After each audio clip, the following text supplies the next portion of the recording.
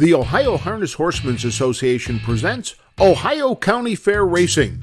Ohio County Fair Racing is brought to you by Big D's Tack and Vet Supply, Cool Winds Farm, Midland Acres, the Ohio State University Veterinary Medical Center, and thestable.ca.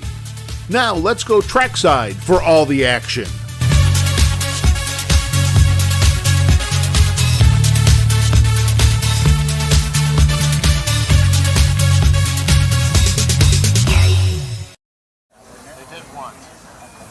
Welcome to the Wood County Fair, live from Bowling Green, Ohio. It is the 148th Wood County Fair, famous since 1873. Tonight, we present a fine card of Ohio Fair Racing Conference's fillies. It's a girls' night out. I'm Tom Pye, the harness guy. I have a special co-host with me, Steve Bateson, resident of Wood County, also president of the Ohio Harness Horsemen's Association, and a district representative of the United States Trotting Association. Also, in a short time, we will have John Koniski, Wood County historian. We have a great card. We have 11 races, and it's a great night here. It's beautiful, clear, and we will be back to start off the festivities after these few messages.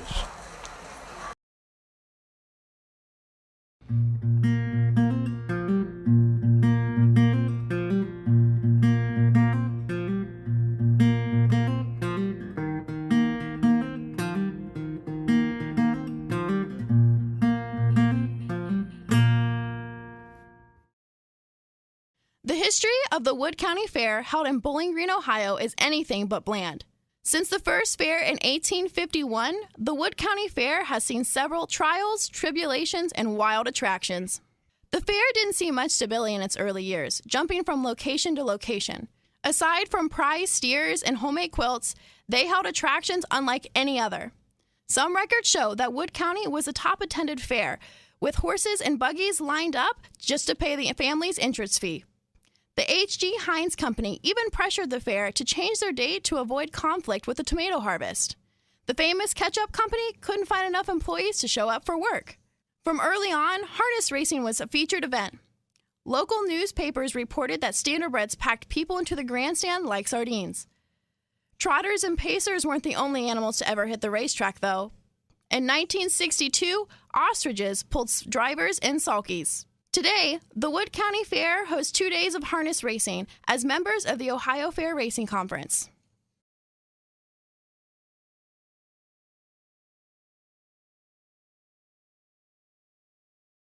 The roots of harness racing are born at the county fairs. For over 150 years, people have gathered to watch horses battle it out for fame and glory. Catch the thrills this summer at an Ohio Fair Racing Conference County Fair. The OFRC races at 21 fairs in 19 Ohio counties. Trotters and pacers put it all on the line to be called the best in the Buckeye State. The Ohio Racing Conference, where the path to greatness begins. And we're back at Wood County, Bowling Green. And as far as our treats for tonight, we have 3 divisions of 3-year-old filly paces, 2 divisions of the 2-year-old filly paces, 2 divisions of 2-year-old filly trotters, 2 divisions of the 3-year-old filly trotters, a signature series for 4-year-olds and up trotters, and also a condition pace known as a 5,000 in 2001. Yeah. Great night of racing here. Mr. Steve Bateson. Yeah, Tom, what a nice evening we've got. And looks like Bill Peters is going to give us our changes, so I probably will let it roll through here. If you attend to race 1, number 1, Lost Peanut, has been drawn lame. Scratch the number 1 horse, Lost Peanut, lame. Number 4, Because She Said So, change the driver to Chris Presley. Chris Presley will drive number 4, Because She Said So. Number 6, Don't Go Baking My Heart, change the driver to Greg Bateson. Greg Bateson will drive number 6, Don't Go Baking My Heart. In race 2, we still need a driver on number 4, G's Independence. Need a driver on number 4, G's Independence in race 2.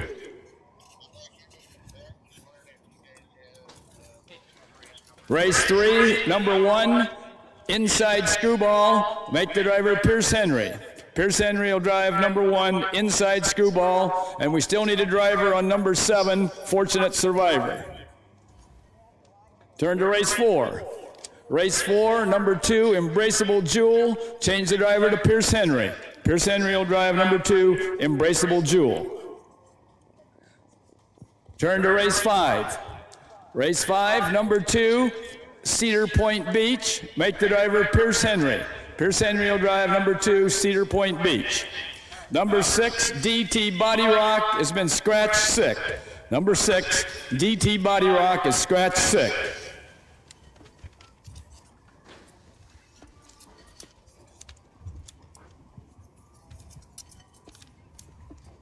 Turn to race 7.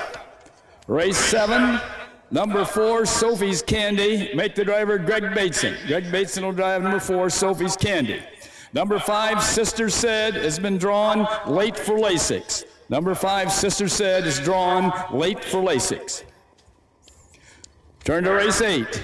Race 8, number 3, Cinder Addy. Change the driver to Greg Bateson. Greg Bateson will drive number 3, Cinder Addy. Turn to race 9. Race 9, number 2, One Bad Lady. Make the driver Pierce Henry.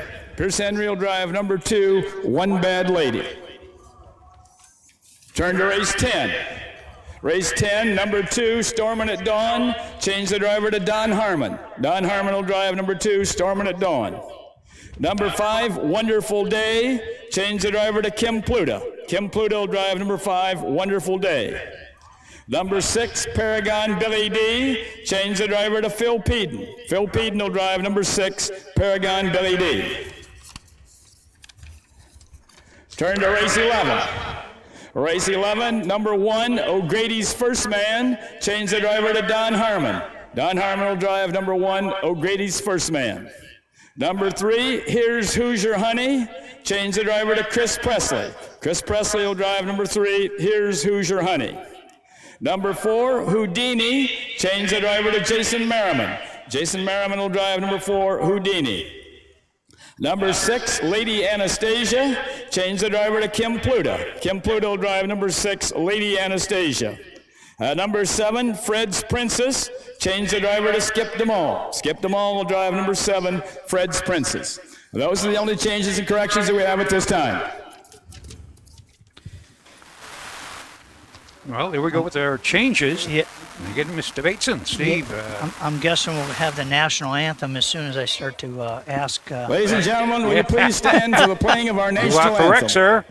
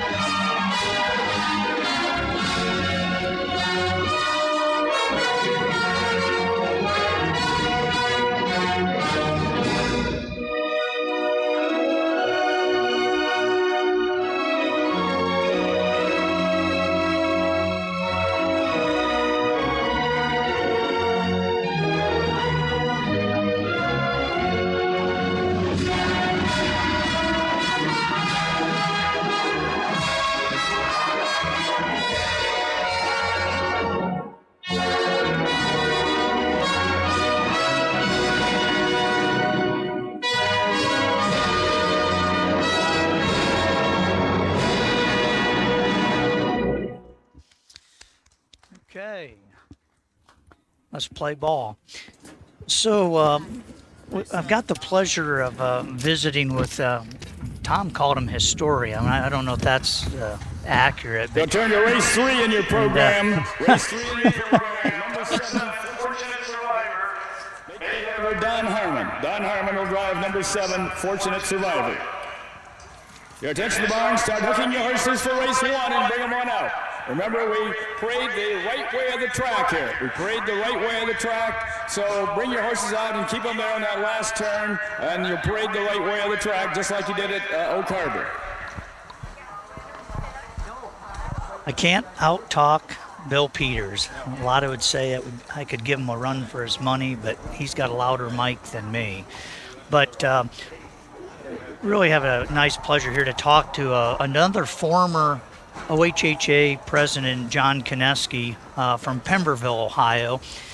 And I don't know this for sure, but John, did you get your first win at Bowling Green? Or was it at Oak Harbor? Where was your first win? No, my first win was in Montpelier, Ohio. Montpelier. So that was late in the fair season back then, wasn't it? Or did they race About the middle. About the middle. Yeah. So for those that don't know, John grew up in Wood County, was stabled here years ago. His father was stabled here. And what I would consider, if not the best, one of the best horsemen to come out of Wood County, and he's still here. And Northwest Ohio gets not really looked at much anymore because we've lost a lot of horsemen. We don't have a pari-mutuel track, but we have certainly had some very distinguished people have come to Wood County and have stabled here. Chuck Sylvester, to name a few. John was stabled here for a number of years. His dad was stabled here. John still has a farm just outside Pemberville, Ohio. And I kind of wanted John to reflect a little bit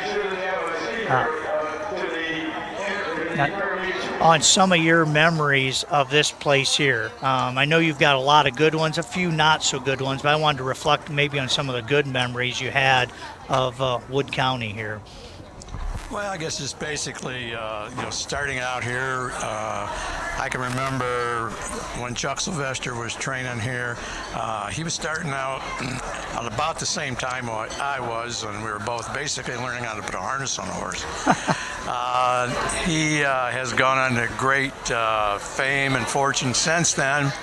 I chose to stay more locally, and I kind of have the attitude that I like to be the big fish in a smaller pond and to go nationally. And it's worked out pretty well. And hopefully people, at least in the area, know and respect me and respect some of my accomplishments. And try to have a good time along the way, have some fun, and pay the bills and live a good life. Yeah, I mean, you've watched it evolve here in Wood County where, we used to have a 3-day program here. For a while, we went clear back to 1 day, but, the evolution of the sport and not having as many horsemen stabled in the area, we don't even have anybody stabled at Wood County anymore. At one time, I think we had 4 barns here at Wood County that had horses in it. We had 2 barns over here and 2 barns over there, I think, in its glory day. Now we're kind of home to the famous National Tractor Pull. And we're glad to have that here in Wood County, but from a horseman's perspective, it's a little bit limiting on our sight lines. And with the help of Trot and Pace Marketing and OHHA, for the fans that are in the stands, we do have 2 TVs here, closed circuit. We have a camera on the back side that they will be able to flip. You'll be able to see it here if you're watching Facebook Live, so you can actually see the back side. This is what the fans in the grandstand get to see. If we didn't have that camera, you would get a nice view of a very big grandstand that blocks basically 2/3 of the backside. But we can still put on a good program. Race 2 of your program, number 4, Cheese Independence. Taken over Don Harmon. Don Harmon will drive number 4, Cheese Independence. The representative of the Wood County Fair talks after the first race of the trophy presentation. I can.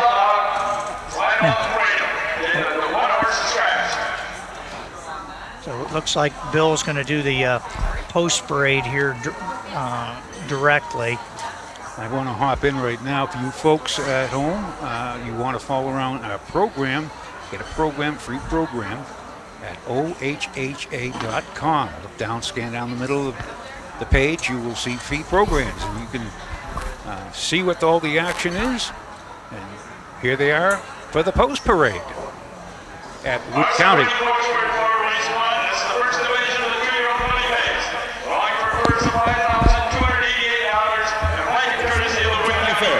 One Lost Peanut has been drawn. Number 2 is Disney Springs, owned by Henry Trimble of Byron, Mississippi, trained and owned by Derek Flowers. Number 3 is Arts Beach, owned by Jerry Magel of Western Michigan, trained by Steve Novak of Edward Ken Pluto. Number 4 is Because She Said So, owned and trained by Robbie Brooks of Van Loo, Ohio, the driver Chris Presley.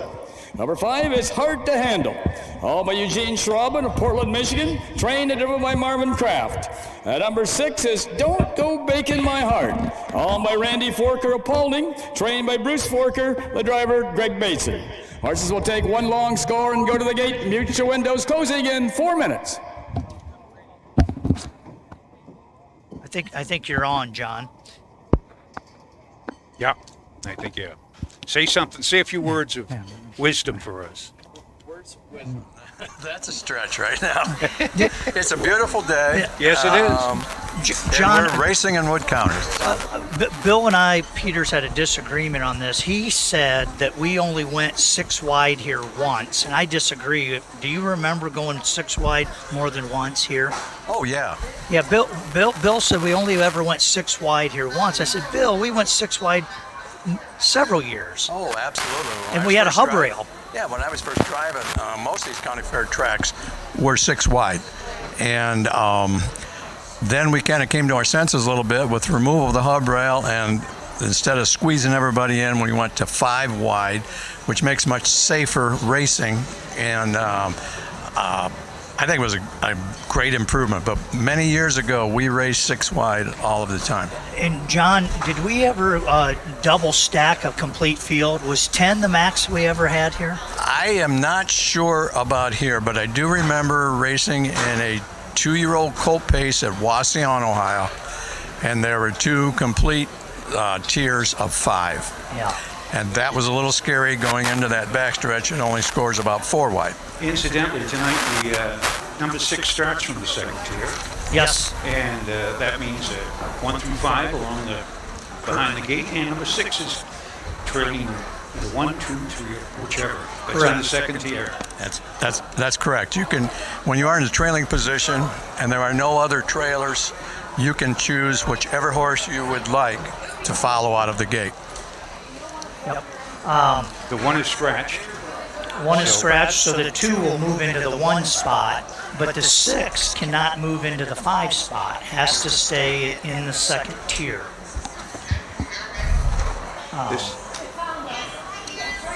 Currently, right now, the relatively heavy favorite is the 2 horse.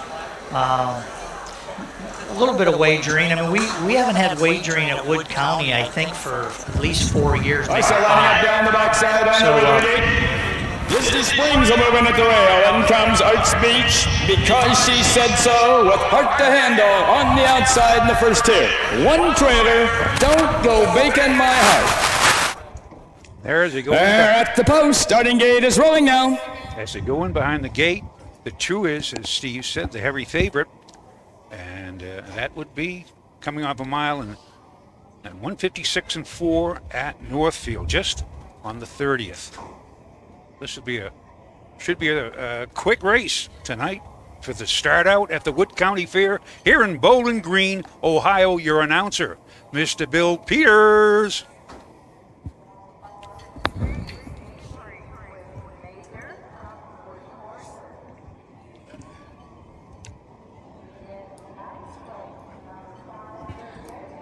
There they come.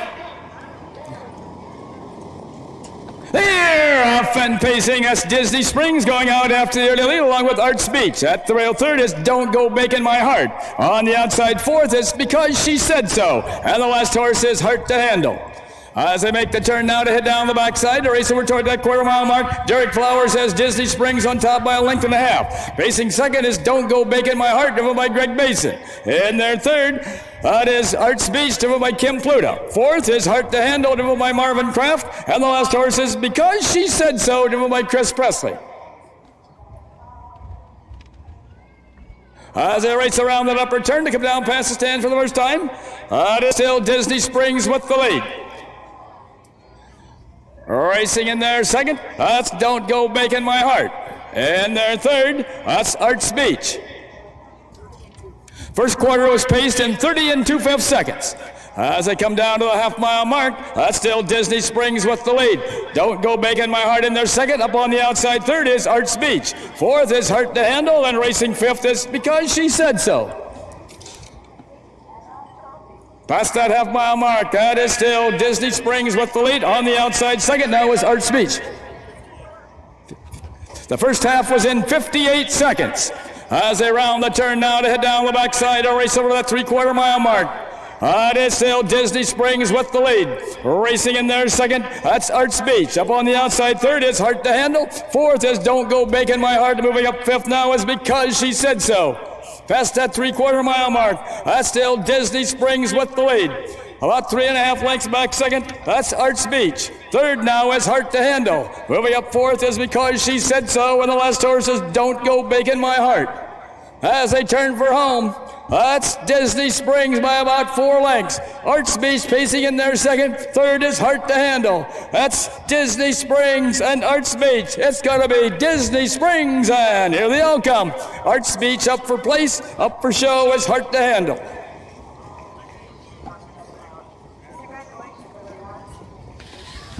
So we had a 2, 3, 5, 4, and the 6 horse came in 5th. Don't know what the mile went in, but a half in 58 is relatively impressive for the first race. Very quick. Yeah. I don't believe he did. I don't believe he called it out, but Disney Springs.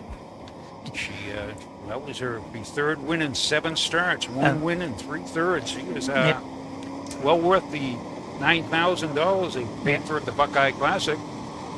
I don't know. I don't know how many people from Mississippi have won at the Wood County Fair, but we just had a winner, Henry Trimble from Bram, Mississippi. Don't know where that's at, but very nicely trained and driven by Derek Flowers. To kick off the Wood County Fair, I was just looking at the final pool here, and it looked like there was a little bit of money bet. It was over $100 bet in the show pool. There was over $100 bet in the place pool. I don't know what the final odds were there, but the 2 horse went off at 2 to 5. The second favorite was the 4. Looks like the third betting choice was the 3, which came in second, Arts Beach. We still have John sitting here. We've got a little technical difficulty. We seem to sometimes have batteries die, but that happens. We all get older. So coming back to the winner's circle here is Disney Springs. And now moving down the track into the winner's circle where all the winners go. Coming in from Byram, Mississippi, comes number 2, Disney Springs, owned by Henry Trimble and trained into a victory by Derek Flowers. The blanket for this race is courtesy of the Wood County Fair.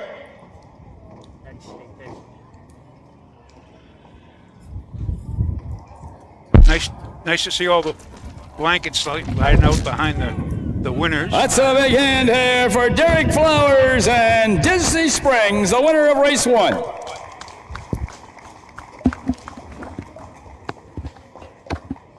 Yeah, Tom, they got the blankets displayed there in the winner's circle. All the sponsors that have participated in supporting the Wood County Fair all across the board.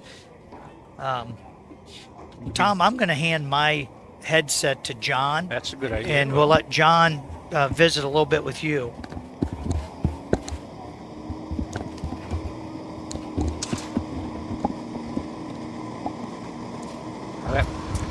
There are the official placings for race 1 from the top. Number 1, Lost Peanut had been drawn.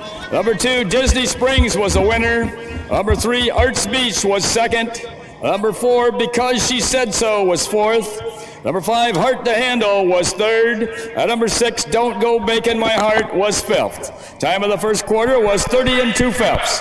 The half was in 104. The 3 quarters in 135. With a mile in 206. From the top it should read, scratch 1, 2, 4, 3, 5 on the bottom. The mile in 206. The halftime, the correction, it was 104. The halftime was 104. Yeah, because if they'd gone that would have quartered 27 on a piece. In the upcoming race 2, number 4, G's Independence, the driver will be Don Harmon. Don Harmon will drive number 4, G's Independence. Need a representative of Premier Bank, trackside after the next race for the trophy presentation. So, John, after that good mile in 2.6, last happened 2. Derek Flowers taking Disney Springs. Would you like to take us into our commercials? We'll be right back. Okay, we'll be right back after these few brief messages. Cool Winds Farm in Lima, Ohio wants to thank all the breeders that supported our first season standing the trotter, Muscle Diamond. Cool Winds also welcomed the proven sire, Mr. Apples, to our stallion barn. Randy and Kim Haynes also stand the only full brother to some beach somewhere, Bring On the Beach, sire of Heart of Chewbacca. Visit the Cool Winds consignment at the Ohio Selected Jug Sale at Pickaway Ag Center on Friday, September 17th.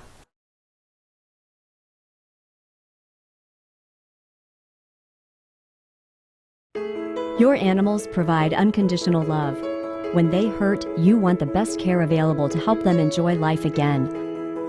The Ohio State Veterinary Medical Center is here for you and for them. From heart disease to cancer, diabetes to broken bones, and 24-hour emergency services, Ohio State's team of experts make a difference in the lives of animals and the family members who love them. The Ohio State Veterinary Medical Center.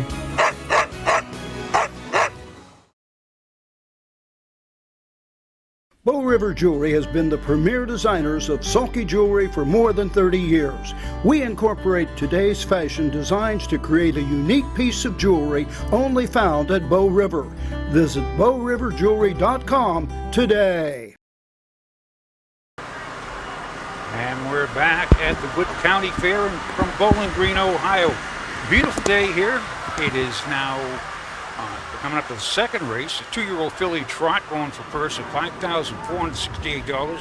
We have 6 in it, and we have the 6 trails the fair. John, to your recollection, what was the biggest race that was held here at Wood County? Boy, I don't remember any one particular race. I would imagine there were some bigger ones before I started driving, comparatively for the time. But the ones I mostly remember are the fair races. Lately, with the additional help of the slots at the tracks, we have picked our fair purses up dramatically, which makes it so much more affordable to race at the fairs. Yes. A few years back before that, the fairs were almost done, because when you would stake into a race and go for $1,500 or less, it was very, very tough to even make expenses if you had the best horse. So once this dramatic turnaround, it's pretty nice right now. If we only split once, we go for around $5,000. That's a nice purse. Average purse. And with 65 county fairs in Ohio, 4 pari-mutuel racetracks, the opportunities and its growth, and people get in there. People from Canada are coming down to Ohio. They're coming from Pennsylvania, New Jersey. Well, we got Mississippi up here now. Attention to the barns, we're now ready for your horses for race 2. As again, it's such a strong, vibrant fair program, and thanks to the OHHA, present it. We can give it to our fans, or show our fans all over the world. Might as well say hello to Ireland, and say hello to Sweden, Germany, England, Scotland, and of course, hello to Mondu, Canada. We got the folks in Alaska. We want to say good evening, welcome to Wood County and Bowling Green. This is a nice town. It's a college town, and It's a very vital and growing town. It started, was like they had oil. They discovered oil here in the late 1890s, was it? I don't know. I wasn't born just then. I was wondering, you might. I'm pretty old, but yeah, oil was there was a big boom area for oil. Yeah. If you go south of here a little bit to the Rudolph area, the North Baltimore area, and so forth, that was boom town, and They had a mix-up over there or something. it grew. Area grew in correspondence to that. So yeah, it's. I went to school at Bowling Green, and nice school, pretty nice town, good place in the world to live as far as I'm concerned. Well, people, you grow up in Bowling Green, and they seem to stay here. They like it here. It's very scenic. The weather's good, and it's a nice little fair too. Yes, it's grown. It's nice. We have the problem with the bleachers in the center field, but the National Tractor Pull is a very, very big event in Bowling Green, and the state of Ohio, in fact, and it brings in a lot of money, and it helps keep this fairground going. Yes. And so we all have to share from time to time. Now, how many people will be here on the night of the tractor pull? Oh, it'll be full. I'm not sure how many. I've heard like 60,000. Yes, yeah. I would believe so. And then there's like 4 or 5 sessions, something like that. Wow. And it's big money. The beer trucks are parked out at Kroger's and Myers and stuff. They don't even unload them. They just sell the beer. They distribute it out of there. Let's put it that way. It's like Woodstock, I guess. Oh, yeah. Yep. But yeah, this is. But we're going to here in the second race. I'm going to go on coming up the 2-year-old filly trot, second division, first division, 2 divisions, each going for $5,468. That's a nice for your little 2-year-old filly trot to learn and earn. That's a nice, excellent. Oh, absolutely. The fair program. I think Ohio has the best program in the country, and I'd argue that with anybody. And the biggest advantage we have is we have 3 tiers of races to race at.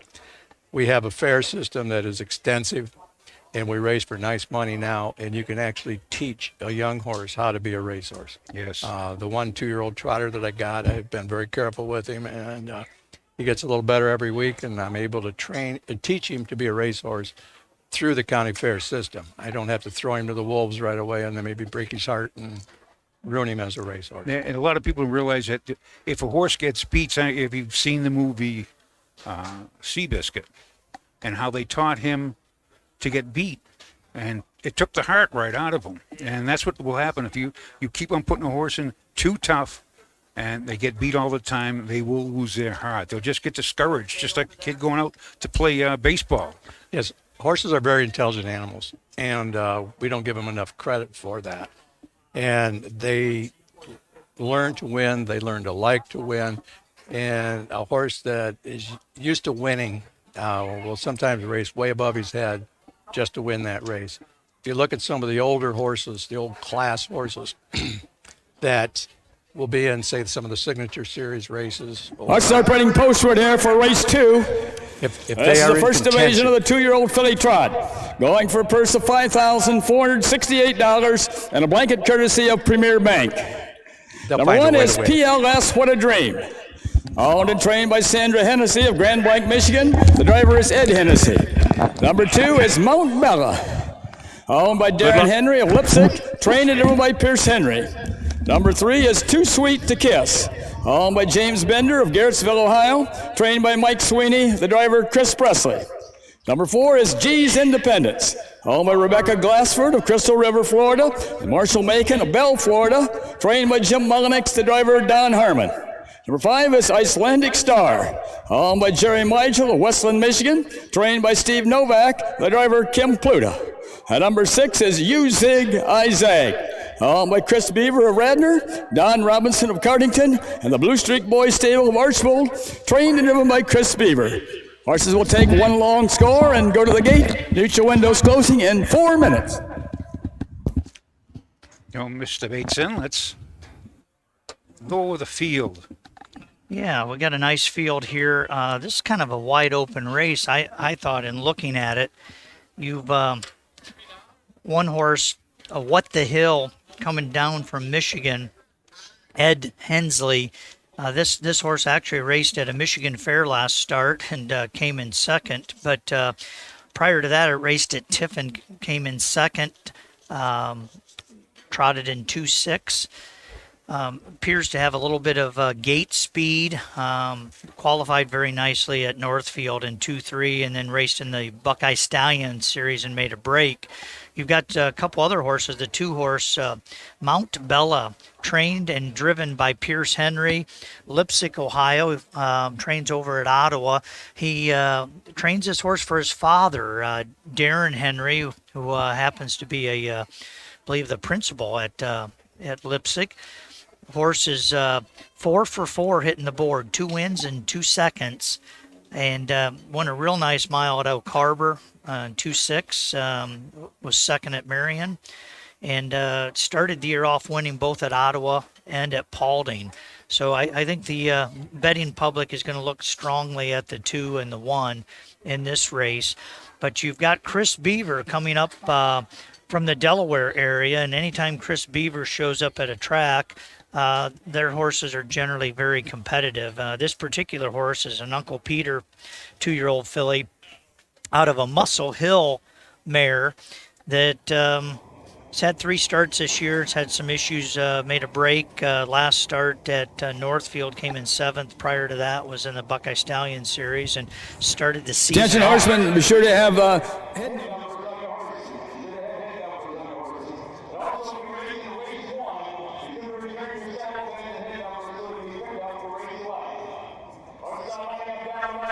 So they're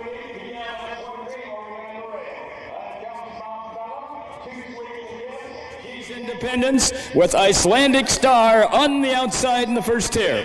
1 trailer, U-Zig, Izag. They're at the post. Starting gate is rolling now. And that U-Zig Izag was an Ohio Select Healing at $35,000. That his dam, a mark of 53-4, made over $125,000. wow. So she's a good, darn good dam, she is. But these are good fields. And Chris is here today driving it himself. That's interesting. yes. Here they come. Here they come. With a second at Wood County. They're off and trotting. That's PLS. What a Dream going out after your lead along with Icelandic Star. Between horses third, that is Mount Bella. At the rail fourth, that is U-Zig Izag. As they make the turn now, heading down the backside, a race over toward that quarter-mile mark. Ed Hennessy has PLS, What a Dream along the rail with the lead. On the outside second is Mount Bella, driven by Pierce Henry. At the rail third is U-Zig Izag, driven by Chris Beaver. Fourth is Icelandic Star, driven by Kim Pluta. A little farther back, fifth, it is Too Sweet to Kiss. And the last horse, heading down the backside, is G's Independence. Past that quarter-mile mark, now Mount Bella has taken over. First quarter, trotted in 30 and 2/5 seconds. As they race around that upper turn, come down to stand for the first time. That's Mount Bella along the rail with the lead. Up on the outside now to take command is PLS, What a Dream. Back to second, Mount Bella. Right there, third is U-Zig Izag. In there, fourth is Icelandic Star. Past that half-mile mark, that's still with the lead, PLS, What a Dream. First half trotted in 1:02 and 4/5. As they round the turn now to head down the backside to race over that 3/4 mile mark. Still with the lead, now regaining the lead along the rail is Mount Bella. On the outside second, PLS, What a Dream, and 3 wide down the backside comes Icelandic Star. Looking for racing room is U-Zig Izag. Front 4 well munched as they go to the 3/4 mile mark. That's Mount Bella along the rail with the lead. Icelandic Star on the outside second. Between horses third is PLS, What a Dream, and fourth is U-Zig Izag. Off stride goes U-Zig Izag. As they race around that upper turn to head for pay dirt. With the lead, that is Mount Bella. Second is Icelandic Star. And racing third along the rail, PLS, What a Dream. 3/4 is in 1:35 and 1/5. As they head toward home, it's going to be Mount Bella, and here they all come. Icelandic Star up for place, up for show. That is PLS, What a Dream. It's 2-5-1. Mile in 2:06 and 3/5. 2-5-1, just for fun. Last quarter, 31-2. And Steve, you were correct about Mount Bella. Yeah, very, very nice horse. I hope this tractor recognizes there's still a horse on the track. Yeah, he did. Horse made a kind of a bad break, and I was just, for safety purposes, I always get nervous at county fairs because you have people that are volunteers that are trying to help and do their best, but sometimes they're not maybe quite aware of what's going on. We really had a speed duel up front. Ed Hensley left out Pierce Henry, was parked. Once he cleared, Ed decided to pull going to the half, and they slugged it out going to the half and continued to slug it out. And really, for 2-year-old filly trotters, they were pretty aggressive with each other to the point that I questioned whether they all would stay flat. A couple of the zigzag tonight. Yeah, the zig-zagged about the 3/4 pole. But very impressive effort for the Henrys here. Pierce Henry driving the horse he trains for his father, Darren. Really a nice... And now moving down the track into the winner's circle where the winners go. Coming in from Lipsick, Ohio, comes number 2, Mount Bella. Owned by Darren Henry and trained into a victory by Pierce Henry. The blanket for this race is courtesy of Premier Bank. Very nice long Tom filly. Long Tom stands at Midland Acres. Renee Lou, she had a mark as 56-4, made over 74,000. Renee Lou was a very nice Neely Dunn actually raced in this circuit a little bit. I think also raced in the Sire Stakes. One of the better Neely Dunns. Mount Bella and the Premier Bank, the donors of the blanket. We're getting a double dose of water here on the front stretch. The track crew doing all they can to try to keep the dust down here. We've got a nice crowd here at Bowling Green. They're filtering coming in. They're a very nice crowd now. There's the payoff. Paid $5 to win. The official placings for race 2 from the to top. place, $280 to show. PLS, What a Dream was 3rd. Number 2, Mount Bella was the winner. Number 3, Too Sweet to Kiss was 5th. Number 4, G's Independence was 6th. Number 5, Icelandic Star was 2nd. Number 6, Izag was 4th. Time of the first quarter was 31 seconds. The half was in 1:03 and 1/5. The 3/4 in 1:35 and 1/5, with a mile in 2:06 and 3/5. From the top, it should read 3:15.624, a mile in 2:06 and 3/5. In the upcoming race 3, number 1, Inside Screwball. The driver will be Pierce Henry. Pierce Henry will drive number 1, Inside Screwball. Number 7, Fortunate Survivor. The driver will be Don Harmon. Don Harmon will drive number 7, Fortunate Survivor. So the 2 did pay $5, and the double paid $6.80. Mr. Bateson, and among your many hats, you can add a good handicapper now.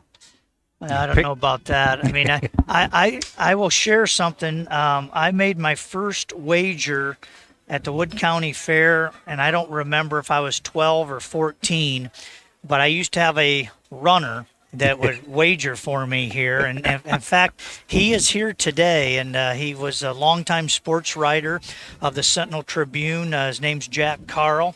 And for old time's sake, today, he's doing a little running for me. I'm going to try to help the handle here at Wood County. So I've always enjoyed trying to handicap. I've never been that good at it. It's always fun to try and pick them.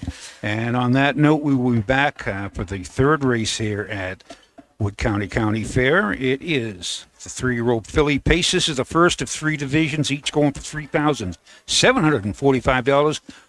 This could be a speed duel. We can look on for track records. And we shall return after these few messages.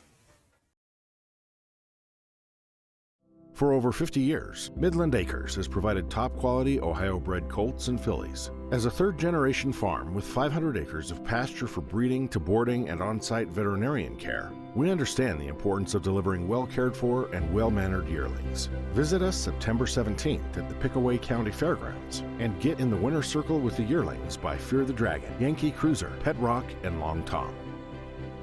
Midland Acres, doing our best to bring you the best. When you need supplies for your horse, one name stands out: Big D's. Since 1976, Big D's Tack and Vet Supply has been the equine experts you can trust. Whatever your horse needs is available at Big D's Tack and Vet Supply. Visit the retail outlet in Streetsboro, Ohio, or order online at bigdweb.com. Most orders ship that day, or call 1-800-321-2142. Big D's Tack and Vet Supply. But when it's just he and I talk, The pari-mutuel wagering booth is in the little red building behind the bleachers at the west end of the grandstand. The pari-mutuel booth, in case you haven't found it yet, is the little red building behind the bleachers at the west end of the grandstand.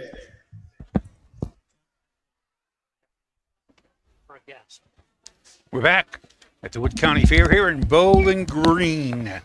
Now, Bowling Green, Mr. Bateson, was named after Bowling Green, Kentucky. is that right? Well, I mean, there's a lot of Bowling Greens. There's a Bowling Green, Florida. I think there's a Bowling Green, Missouri. And if you get very far removed from Ohio and you say you're from Bowling Green, they'll say, "Oh, I've been to the Corvette plant." I said, "No, no, this is Bowling Green, Ohio." And Bowling Green, Kentucky has a very famous university. Western Kentucky University is in Bowling Green, Kentucky. We think we have a very nice university here, Bowling Green State University, home of the Falcons, and a lot of history. This town has about 35,000. When campus is going, they have, I believe, around 17,000 students at Bowling Green State University. But the town and college work very well together, and it's a blessing for both the university and for this town. It's a young crowd, and this is a Against the good-sized crowd. for your horses for race 3. Yeah, I got to give a hats off to the fair board here at Wood County. We, for a number of years, have raced the first day of the fair, which is generally always on Monday, and we raced at 12 o'clock, and then they would have opening ceremony and a parade afterwards. So we were in the heat of the day, and this year we got the opportunity to race both days at night, starting at 5 o'clock, dusk.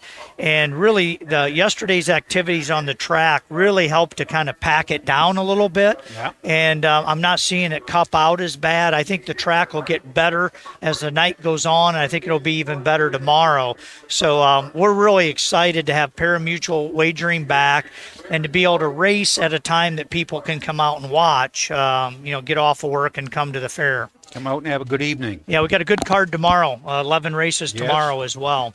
The overall track record here was set 2019 by Night Pro. Night Pro, and his owner and trainer is in the race tonight, Dale Decker. Night Pro stood as a stallion this year in Indiana at Swartz's farm. He still races some. They're getting him back into racing shape. But Night Pro, I was here that day that he broke the track record that was held by T-Red. T-Red, another. Incidentally, Night Pro and T-Red owned their entire lives for the one person. Yep.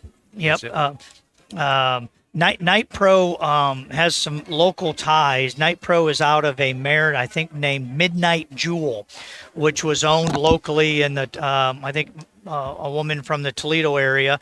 That was a really tough, gritty mare. Raced all over, but was based out of here. So, little history. There's several horses. If you look at the track records, some very nice horses have track records here. The overall trot record is held by Bueno Sabra. Yep. 2-1-3 in 2004. I think Gary Gillen, trained that horse.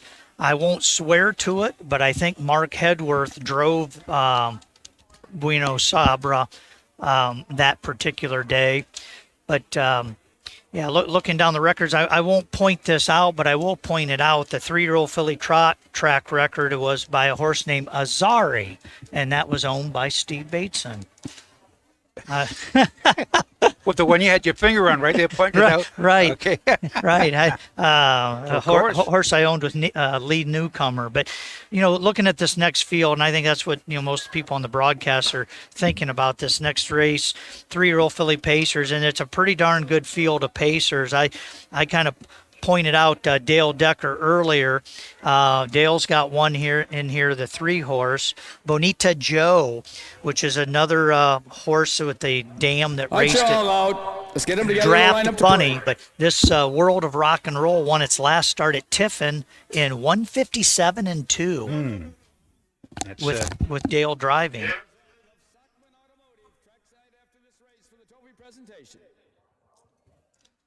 3-year-old filly track record is 2 minutes flat, held by 4 different fillies. I start putting postword for race 3. This is the first division of the 3-year-old filly pace. Going for a purse of $3,745 and a blanket courtesy of Sackman Automotive. Number 1 is Inside Screwball, owned by Suzanne Bates of Gibsonburg, Ohio, trained by Ty Bates, the driver, Pierce Henry. Number 2 is Don't Trip, owned by Matt Rowe of Urbana, Ohio, and Chris Page of Mount Vernon, Ohio, trained by Tim Grubb, the driver, Tyler Rush.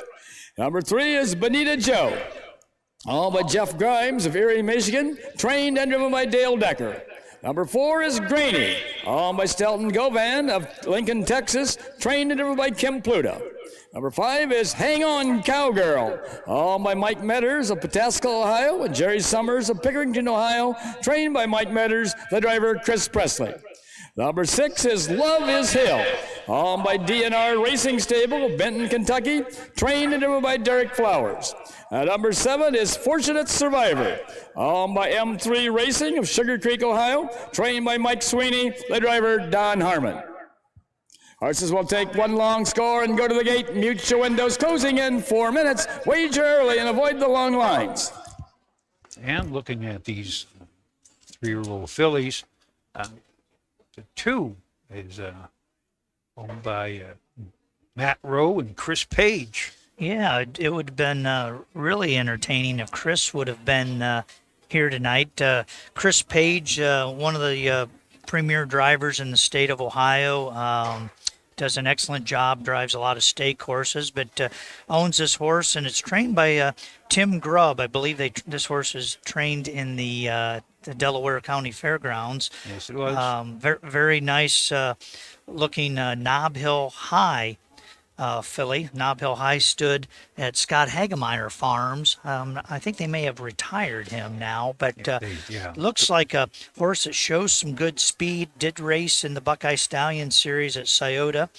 Followed with a second-place effort at Marysville, and then raced at Northfield Park, the Summit County Fair, its last start, and paced in 54 and 2, came in third. But last quarter in 28-4. Right.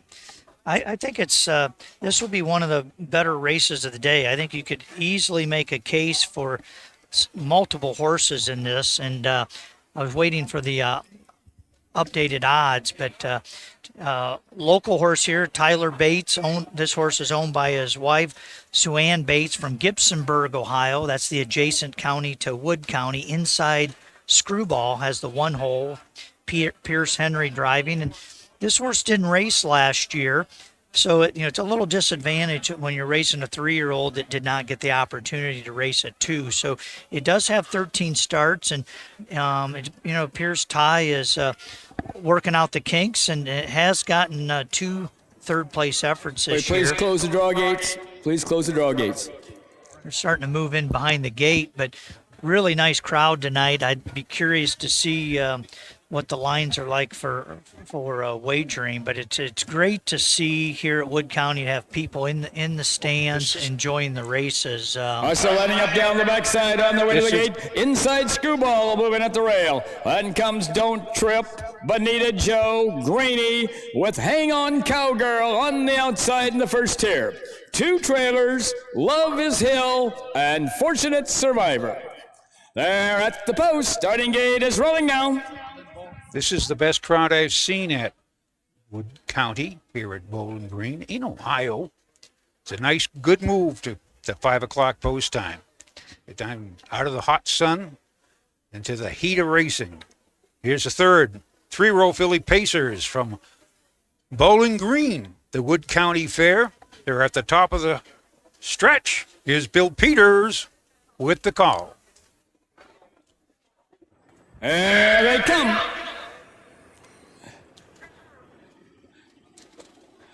They're off and pacing us. Don't Trip going out after the lead, along with Love is Hill. Up on the outside third is Bonita Joe. On the outside fourth is Greeny. At the rail fifth, that's Fortunate Survivor. Making a turn now to head down the backside to race over toward that quarter-mile mark.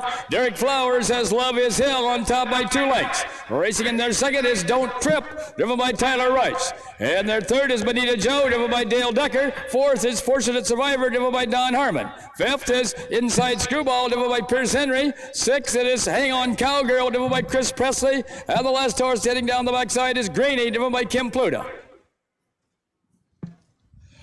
First quarter paced in 29 seconds. As they race around that upper turn to come down past the stands for the first time. With the lead, that is Love is Hill. About 3 lengths back second. That's Don't Trip. Racing in their third is Bonita Joe. Moving along at the rail fourth, that is Fortunate Survivor. Past the half-mile mark, that's still Love is Hill with a lead by about 3.5 lengths over Don't Trip. A mile, the first half in 1 minute and 2/5 seconds. As they race around that turn to head down the backside to race over toward that 3/4 mile mark. The one to catch is Love is Hill. The closest horse second, Don't Trip. And third and moving up is Bonita Joe. Fourth along the rail now is Hang On Cowgirl. Fifth is Fortunate Survivor. Inside Screwball is sixth and Grainy Trails. Going to the 3/4 mile mark. That's Love is Hill along the rail, but now taking over on the outside is Don't Trip. And moving up along the rail third, that's Bonita Joe, followed by Hang On Cowgirl. 130 and 2. 3/4 in 130 and 2/5. As they race around that upper turn to head for pay dirt. That's Don't Trip with the lead. Racing second is Love is Hill. On the outside is Bonita Joe. And also on the move is Hang On Cowgirl. As they race toward home. That's Don't Trip. Bonita Joe closing fast on the outside. Don't Trip and Bonita Joe. Don't Trip and Bonita Joe. It's going to be Don't Trip. And here the outcome. Bonita Joe up for place. Up for show is Hang On Cowgirl. 2:35. A mile and 2:01. Ooh. Very nice. Nice mile. Nice mile. 1 second off the track record. I don't know if you caught this, Tom, but how often do you see a trailer on top at the 8th? So Derek Flowers, though he finished 4th, I will say did some masterful driving. We talked about this in the trailing position. You do not have to follow the one, but he followed the one for a short time and went around the one and then ducked inside the 2 before we even got halfway through the first turns. And he led all the way to the 3/4 pole. And Don't Trip had the perfect trip in the 2-hole, following Derek Flowers and Love is Hill and passed and was able to hang on a very game effort from Bonita Joe. Dale Decker almost got there at the end. Really nice mile and 2:01. And it is the Matt Rowe and Chris Page. Paging Chris Page. Oh, he's might be down Southern Ohio, down here in Scioto, I believe. But what a good mile she went. Not a new lifetime mark, but 2-1 here at Bowling Green. That's their 14th career start or 4th win. Yeah, that It's her 6th start of the season, and it's hit the board, meaning first, second, or third. When I say hit the board, it has hit the board 5 out of 6 times. So we got the payoff there. Our trainer, Mr. Tim Grubb, he's all got his hair cut and beard trimmed. He's all set. I might have known he was coming to the winner's circle tonight. Don't Trip was the favorite. Paid, it appears, paid $440 to win, $240 to place, $220 to show. The 3 Bonita Joe paid $240 to place and $220 to show. And the third place horse, Hang On Cowgirl, paid $280 to show. When you look at that trifecta, though, A 235 trifecta paid $96, and I've got to believe that Wood County, that probably was the entire pool. The 2-3 exacta paid $14.40. The winner's circle where the winners go. Coming in from Urbana and Mount Vernon comes number 2, Don't Trip. All by Matt Rowe and Chris Page, trained by Tim Grubb, and driven to victory this evening by Tyler Rush. The blanket for this race is courtesy of Sackman Automotive. it was a nice trip up to Wood County for the Matt Rowe and Chris Page and Tim Grubb. The Nob Hill High filly, she didn't trip. That's a big hand here for Tim Grubb, Tyler Rice, and Don't Trip at the Sackman Automotive, the donors of the blanket. Here are the official placings for race 3 from the top. Number 1, Inside Screwball was 6th. Number 2, Don't Trip was the winner. Number 3, Bonita Joe was 2nd. Number 4, Greeny was 7th. Number 5, Hang On Cowgirl was 3rd. Number 6, Love Is Hill was 4th. Number 7, Fortunate Survivor was 5th. A correction on that first quarter time. First quarter was in 30 and 2/5. The half was in 1 minute and 2/5. The 3 quarters in 1:30 and 2/5 with a mile in 2:01. From the top it should read 6:12, 7:34, 5 on the bottom, a mile in 2:01. It was close. We'll have to study this next 3-year-old filly pace coming up in the later races. We have 2 more divisions. The 7th. 7th. Yep. This is coming up now for the 4th here at Wood County. Is 3-year-old filly Trot, going for purse of $4,800. And the upcoming race 4, number 2, Embraceable Jewel, change the driver to Pierce Henry. Pierce Henry will drive number 2, Embraceable Jewel. Need a representative of Fair Family Dealerships. Trackside after the next race for the trophy presentation. So the this is going for $4,868. First of 2 divisions. We shall return after a few short messages from our sponsors. Own a little and love it a lot. TheStable.ca is an award-winning fractional ownership operation. Buy as little as 1% of a racehorse and experience 100% of the thrill. TheStable.ca makes ownership easy, accessible, and affordable. Communication and customer service are at the heart of everything we do. Get started at TheStable.ca. Cool Winds Farm in Lima, Ohio is a full-service standardbred breeding facility that specializes in stallion management. Cool Winds Farm stands the popular Dancing Yankee, whose first crop hit the ground this year and are great-looking individuals. Cool Winds is also standing Rockin' Amadeus, sire of world champion Ocean Rock. Be sure to inspect the Cool Winds yearlings at the Ohio Selected Jug Sale at Pickaway on September 17th.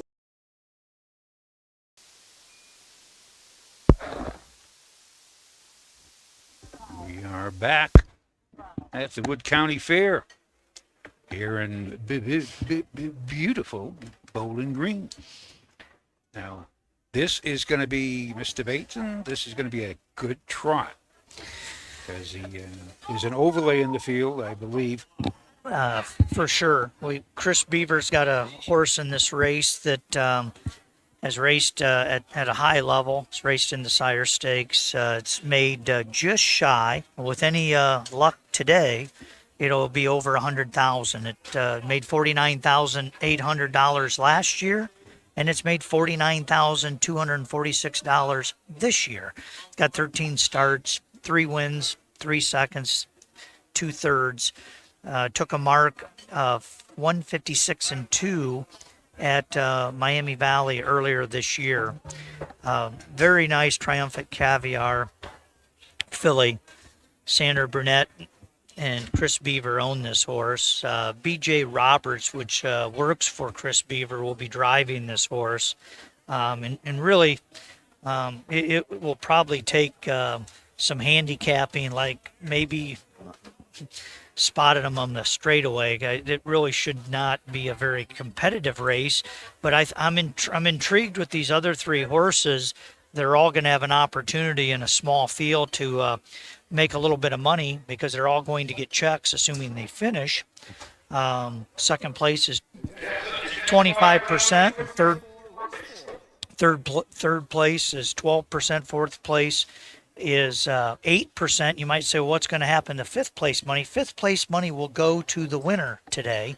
So that extra 5% will be given to the winner of this race. But, you know, there's an old saying, that's why they race horses, and there's no sure guarantees, and anything can happen. So, especially with the trotter. Absolutely. Got several local horses here. Brad Schaefer, he trains in Findlay, Hancock County, trains the 2-horse. It'll be driven by Pierce Henry. This Coraccioso filly, it's a homebred out of his own mare, Punk's Embrace. This will be her 6th lifetime start. The 3-horse Jiffy Bug, trained by Tom Moore Jr. and will be driven by Tom Moore Jr. Those maybe around the state might not be familiar with Tom Moore Jr., but Tom Moore Jr. and his father, obviously Tom Moore Sr., really had some great horses over the years from the Napoleon, Ohio area. Excellent horsemen. I can't even name off all the, some of the real good ones they had, but several good trotters, a few pacers, raced at Raceway Park, and really did quite well in the Northwest Ohio circuit. Tom used to drive a little more than he does. Pretty much only drives his own. I don't think they train more than 1 or 2 anymore, but certainly had their share of winners in Northwest Ohio. I grew up watching Tom Moore Sr. If John Koneski was here, he could rattle off probably several of the real good horses that the Moores had. This particular horse was not a homebred. They bought it I believe the Buckeye Classic sale. It says for $6,700. Yeah.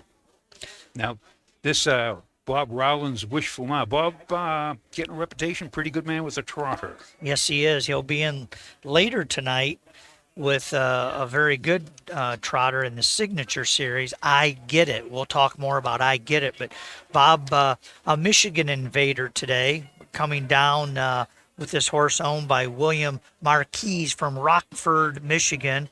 This came from the Bonley farm.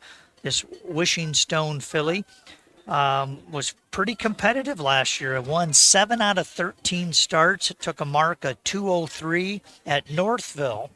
And anybody that's been to Northville realizes a 2-3 mile for a trotter is a pretty good mile at Northville.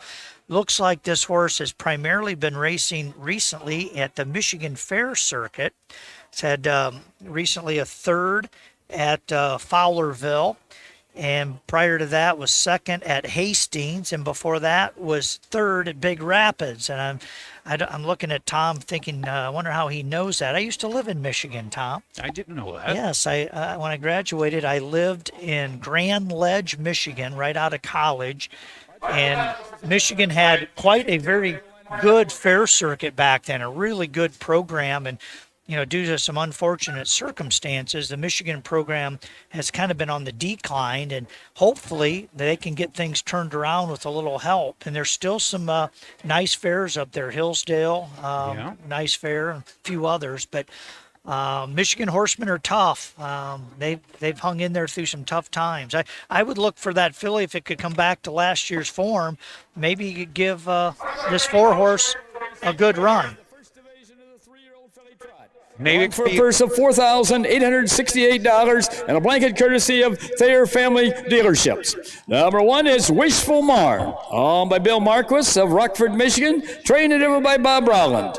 Number 2 is Embraceable Jewel, owned and trained by Brad Schaefer of Bluffton, the driver Pierce Henry.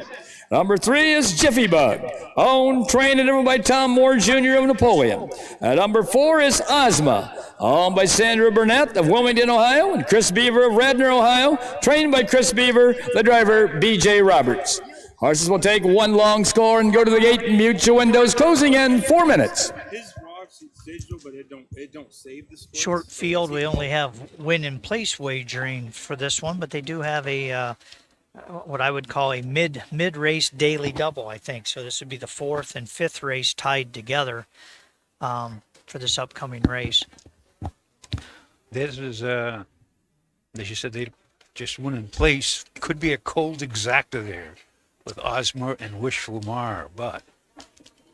And right now, the wagering is as I would expect. The 4 is the favorite. It flashed was 2-5. I think now it might be 1-9.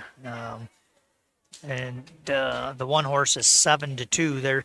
There is a little bit of money wagered on the 2 and 3, and as you say, in a horse race, anything can happen. We've got a crowd that's still people coming in. Well, they're starting to branch out to the other bleachers on the side of the grandstand. Yeah, they are. Yeah, now this grandstand, a nice and covered grandstand. We had. It's a beautiful night. I'm trying to dig up the temperature right now. For those that have never been to this fairgrounds, if you like tractor pulls, it's the National Tractor Pulls are here the 3rd week of August, and they'll average about 18 or 20,000 people a day. Please close the draw gate.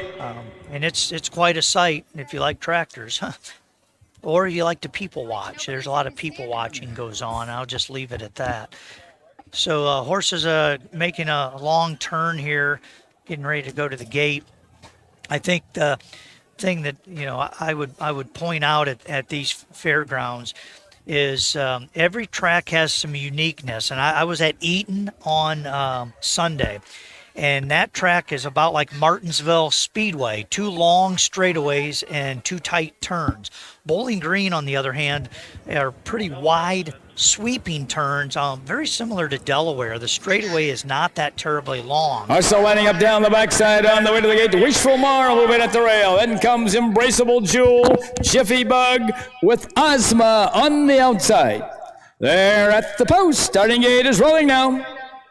And the smell of the food is starting to waft over the grandstands as the 4th race at Bowling Green at the Wood County Fair in the great state of Ohio. Starter Melissa Mount is driving the car today. Bruce Patterson is actually the former starter at Raceway Park.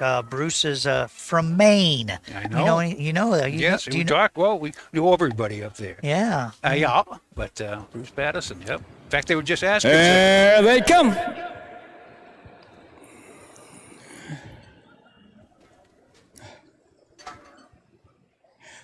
They're off and trotting. That's Ozma going out after to lead along with Wishful Mar.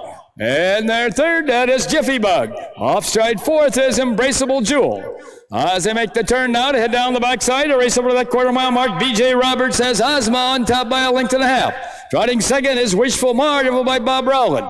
And their 3rd is Jiffy Bug, driven by Tom Moore Jr. And the last horse is Embraceable Jewel, driven by Pierce Henry. Going toward that quarter-mile mark. That is still Ozma with the lead. Racing 2nd, Wishful Mar, and their 3rd, Jiffy Bug, and the last horse is Embraceable Jewel. First quarter trotted in 31 and 1/5 seconds. As they race around that upper turn to come down past the stands for the first time, that is Ozma with the lead. A length and a half back 2nd is Wishful Mar. Racing in their 3rd is Jiffy Bug, and trailing is Embraceable Jewel. No change as they race down toward the half. That's B.J. Roberts and Ozma bringing the horses down to the half. Wishful Mar sitting there in the golden chair 2nd. Jiffy Bug closing in 3rd. And the last horse, Embraceable Jewel. First half trotted in 104. As they round the turn now to head down the backside to race over that 3/4 mile mark.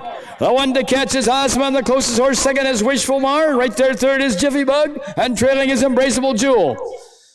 Heading toward that 3/4 mile mark.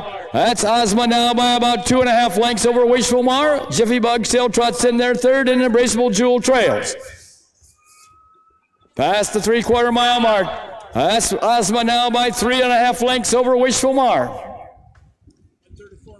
3/4 and 134 and 1/5. As they race around that upper turn to head for pay dirt.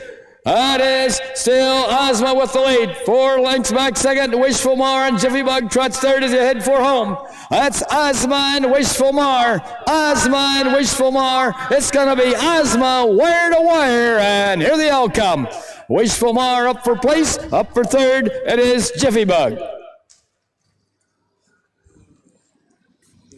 4, 1, 3. A mile in 2:04 and 2/5. As we expected, gate to wire with Ozma, impressive effort. I got to point out the back half in 1 minute and 2/5. If the timer is correct, half in 1:04, the back half in 1 minute and 2/5. That's a very nice back half here at the Wood County Fair. They were steaming. Ozma. He was impressive at Marysville. Very impressive. B.J. Roberts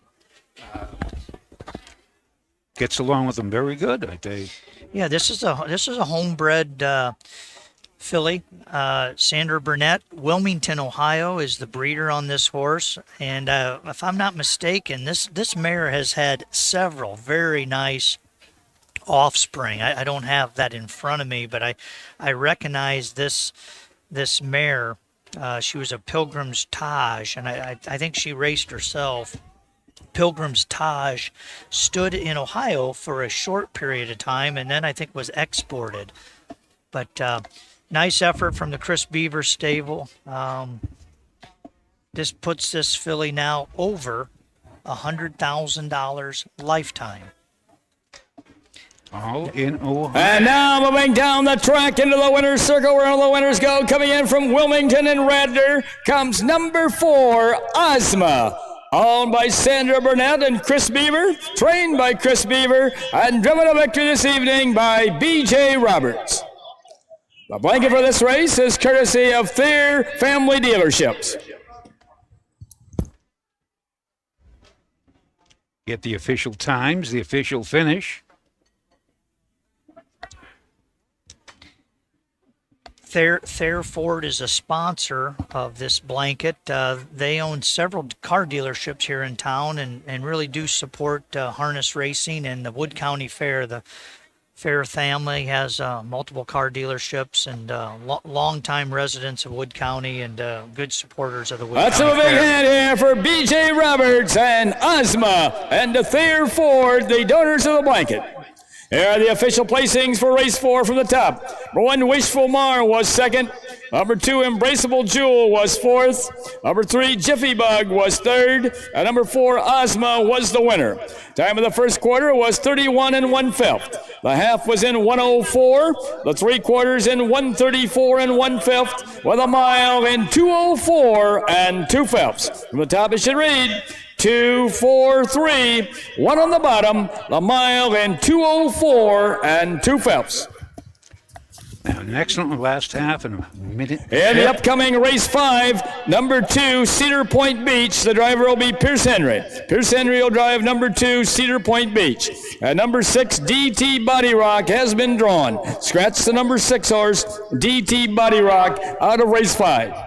That was an unfortunate incident, honestly. That horse was late for Lasix. Yeah. And I think, quite honestly, they didn't have the Lasix vet lined up.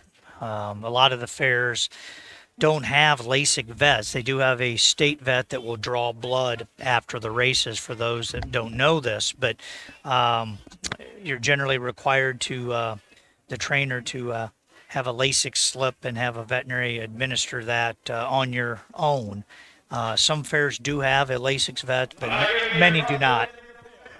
If you had number 4 in the fourth, number 1 in the fifth, it'll pay $9.20. Number 4 in the fourth, couple number 2 in the fifth, will pay $4.60. Number 4 in the fourth, number 3 in the fifth, will pay $9.20. Number 4 in the fourth, couple number 4 in the fifth, will pay $9.20. And number 4 in the fourth, number 5 in the fifth, will pay $9.20. So those are your payoffs. There's your rundown. We shall be returned to Wood County here in Bowling Green, Ohio for the 5th race after a few words from our sponsors. Athletes, they come in all shapes and sizes. They catch, they leap, they run. Some athletes even come with 4 legs and paws and hooves. When these beloved family members need care, remember the Ohio State Veterinary Medical Center. Ohio State experts wrote the book on exceptional animal care and know how to get our best friends back on their feet. The Ohio State Veterinary Medical Center.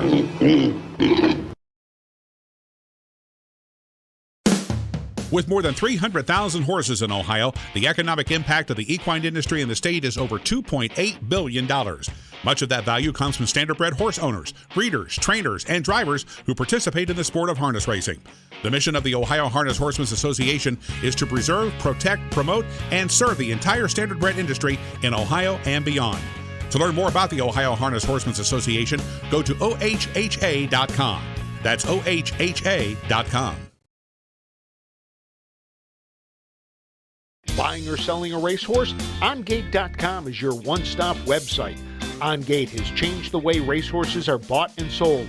Easy-to-view listings makes it easy to find your next champion. Buy or sell at OnGate.com.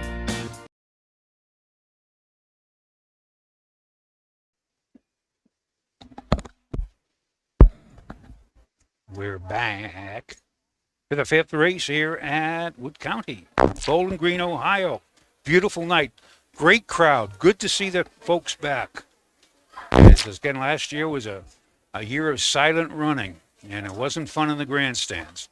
Great racing last year, but I'll tell you, we've had more. Broke the last 4 fairs I've been to. They broke the track records. And people are back in town. Good to see them. Got to see a lot of familiar faces, too, from last year. I won't say another year older or another year wiser. But we're gonna look. We got a couple. We're gonna send Mr. Bateson down. We're gonna do a little segment called Faces in the Crowd. Am I Faces on? at the races. Can you hear me? Okay. All right, you can hear me. All right. I'll let you know if you're shut off. Can you still hear me? Yep.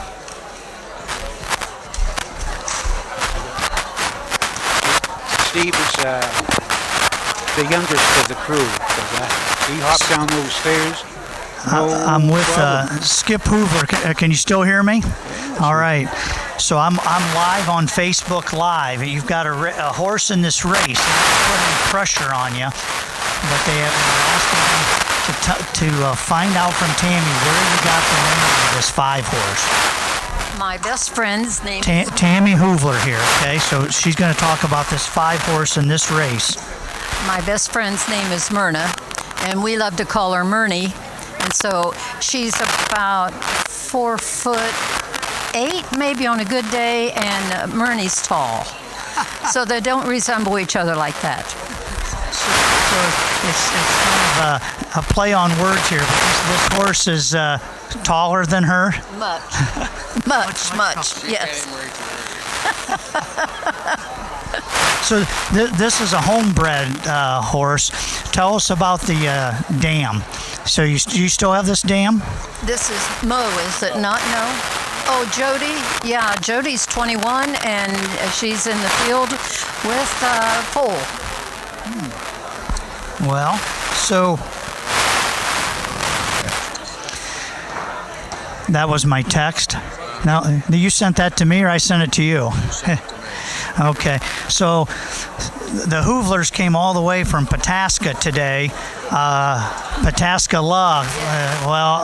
Us country folk up here in Wood County, I was lucky to graduate, let alone be able to pronounce something like Pataska La. But you did it twice now. I did it twice.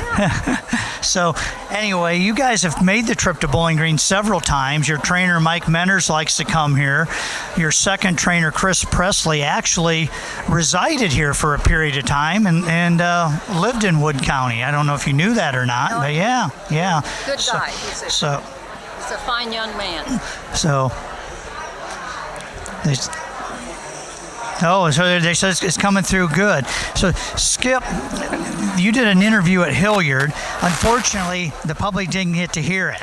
So, do you remember some of the things that Tom talked to you about at Hilliard this year? No, I don't. So, I think one of it was tell us a little bit about fair racing and why you think fair racing is so important here in Ohio. Well, over the years, fair racing has been the training grounds for young horses, and a lot of our great race horses have come from the fairs. They have a lot to learn when they're babies. They really do. And it takes a lot of patience to deal with babies. And that's all we have is we have one horse that's older than 3 years old, and he's a pretty good one, North Meadow Mission. Other than that, I think we've had one other one that he was pretty good too, Meadowland Sam. And Meadowland Sam was a fair horse, but he developed as a 4-year-old. A lot of these young horses don't really get real good until they're older horses, if they have the attitude. Some of them just don't have the attitude. You try and find a mare, their mother, that's a pretty tough mare and will try. And if she doesn't have the toughness, you hope you get it out of the father. But that's 1 billion to 1 shot to get a great horse. And Ohio breds now are just about as good as any place in the country. So, Skip talks about patience, and I can tell you Tammy has a lot of patience having to put up with Skip all these years. And if you put up and race babies, and that's what I like to do, I think you get to see them blossom and hopefully develop. And sometimes, you see them go on and do really nice things, and you have to move on. But, there's some of us still in the state that focus on trying to raise and breed their own, and our breeding program's gotten better and better here in Ohio with the advent of all these quality studs here in the state. You hung through it with several of your partners through the really tough times. We'll talk briefly about that after Bill Peters' post-parade.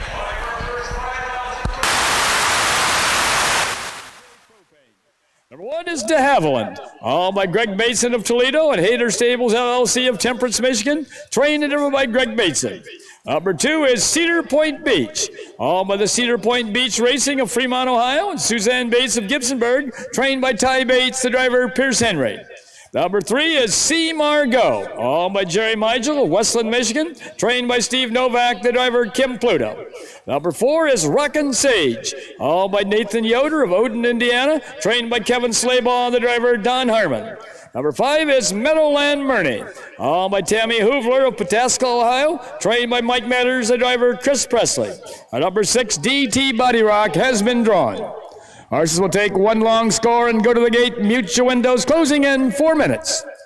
Your attention to the barns. You plan to warm up after race 5. Have your horse ready to come on the track when the horses of this race are going off. Be getting your horses ready for race 6.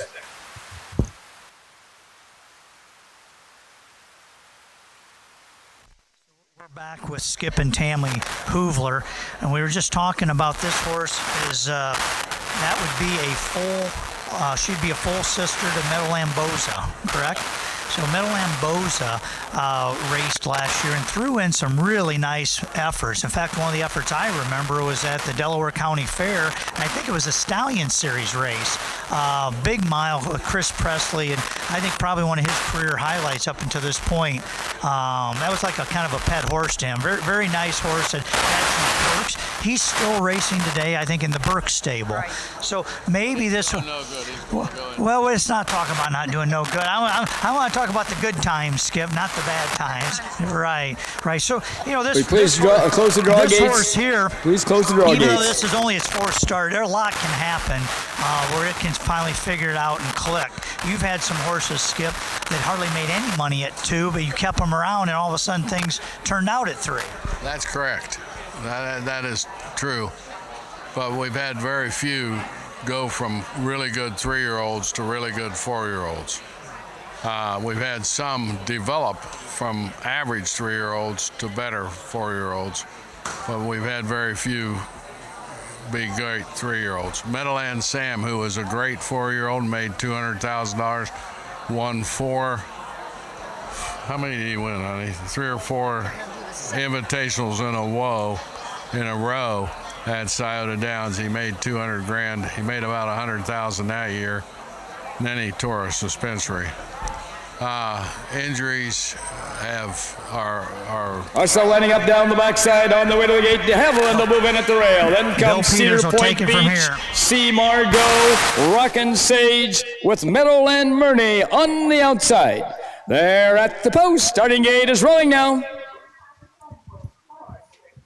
Now I think the Cedar Point Beach with Bates and Tyler Bates.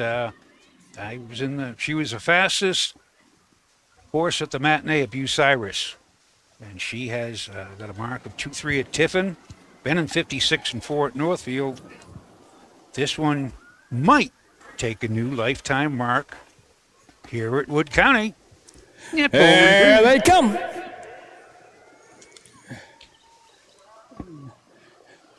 They're off and pacing. That's Rockin' Sage on the outside, going out after the early lead, along with De Havilland down at the rail. And between horses, third is Cedar Point Beach. In their fourth, that's C. Margot. And the last horse is Meadowland Murney. As they make the turn now to head down the backside to race over toward that quarter-mile mark, De Havilland now has the lead along the rail. On the outside second, that's Cedar Point Beach. At the rail third, that's C. Margot. Moving up on the outside fourth, that's down the backside is Rockin' Sage, and the last horse is Meadowland Murney. Past that quarter-mile mark now, Pierce Henry moves Cedar Point Beach up to gain command by 2 lengths. First quarter was in 29 seconds. That's Cedar Point Beach with the lead, racing in there second to Havilland, driven by Greg Bateson. Third is it's Rockin' Sage, driven by Don Harmon. Kim Pluta has C. Margot in their fourth. And fifth, that's Meadowland Murney, driven by Chris Presley. 5 fillies well bunched as they come down to the half-mile mark. That's Cedar Point Beach by a length and a half. Ranging up on the outside second now is C. Margot. At the rail third is de Havilland. On the outside fourth, Meadowland Murney, and fifth along the rail, Rockin' Sage. First half paced in 1 minute and 2/5 seconds. As they round the turn now to head down the backside to race over to that 3/4 mile mark. That is Cedar Point Beach with the lead. On the outside second, C. Margot. Along the rail third, that's de Havilland, and 3 wide down the backside and pacing fast as the ball is Meadowland Murney. And moving up on the outside is Rockin' Sage. Only about 2.5 lengths separate all 5 fillies as they race past that 3/4 mile mark. On the outside with the lead now is Meadowland Murney. 3 quarters was in 1:32 as they race around that upper turn to head for pay dirt. That's Meadowland Murney on the outside with the lead. Along the rail second, that's Cedar Point Beach. De Havilland is third. On the outside fourth is Rockin' Sage, and trailing is C. Margot as they race toward home. That's Meadowland Murney and Cedar Point Beach. Meadowland Murney and Cedar Point Beach. It's going to be Meadowland Murney, and here's the outcome. Up for place is Cedar Point Beach. Up for show is Rockin' Sage. 5-2-4. I can a mile in 2:04. Say no more. 5-2-4 and 2:04. Well, there goes our interview. There's Meadowland Murney, owned by Tammy Hoover and Skip Hoover, are heading to the winner's circle. Smiling faces. Steve, we have lost our interview. Good loss to a win. But how's that for a stretch drive? 2-year-old pacing fillies. 3/4 132. You brought him good luck. The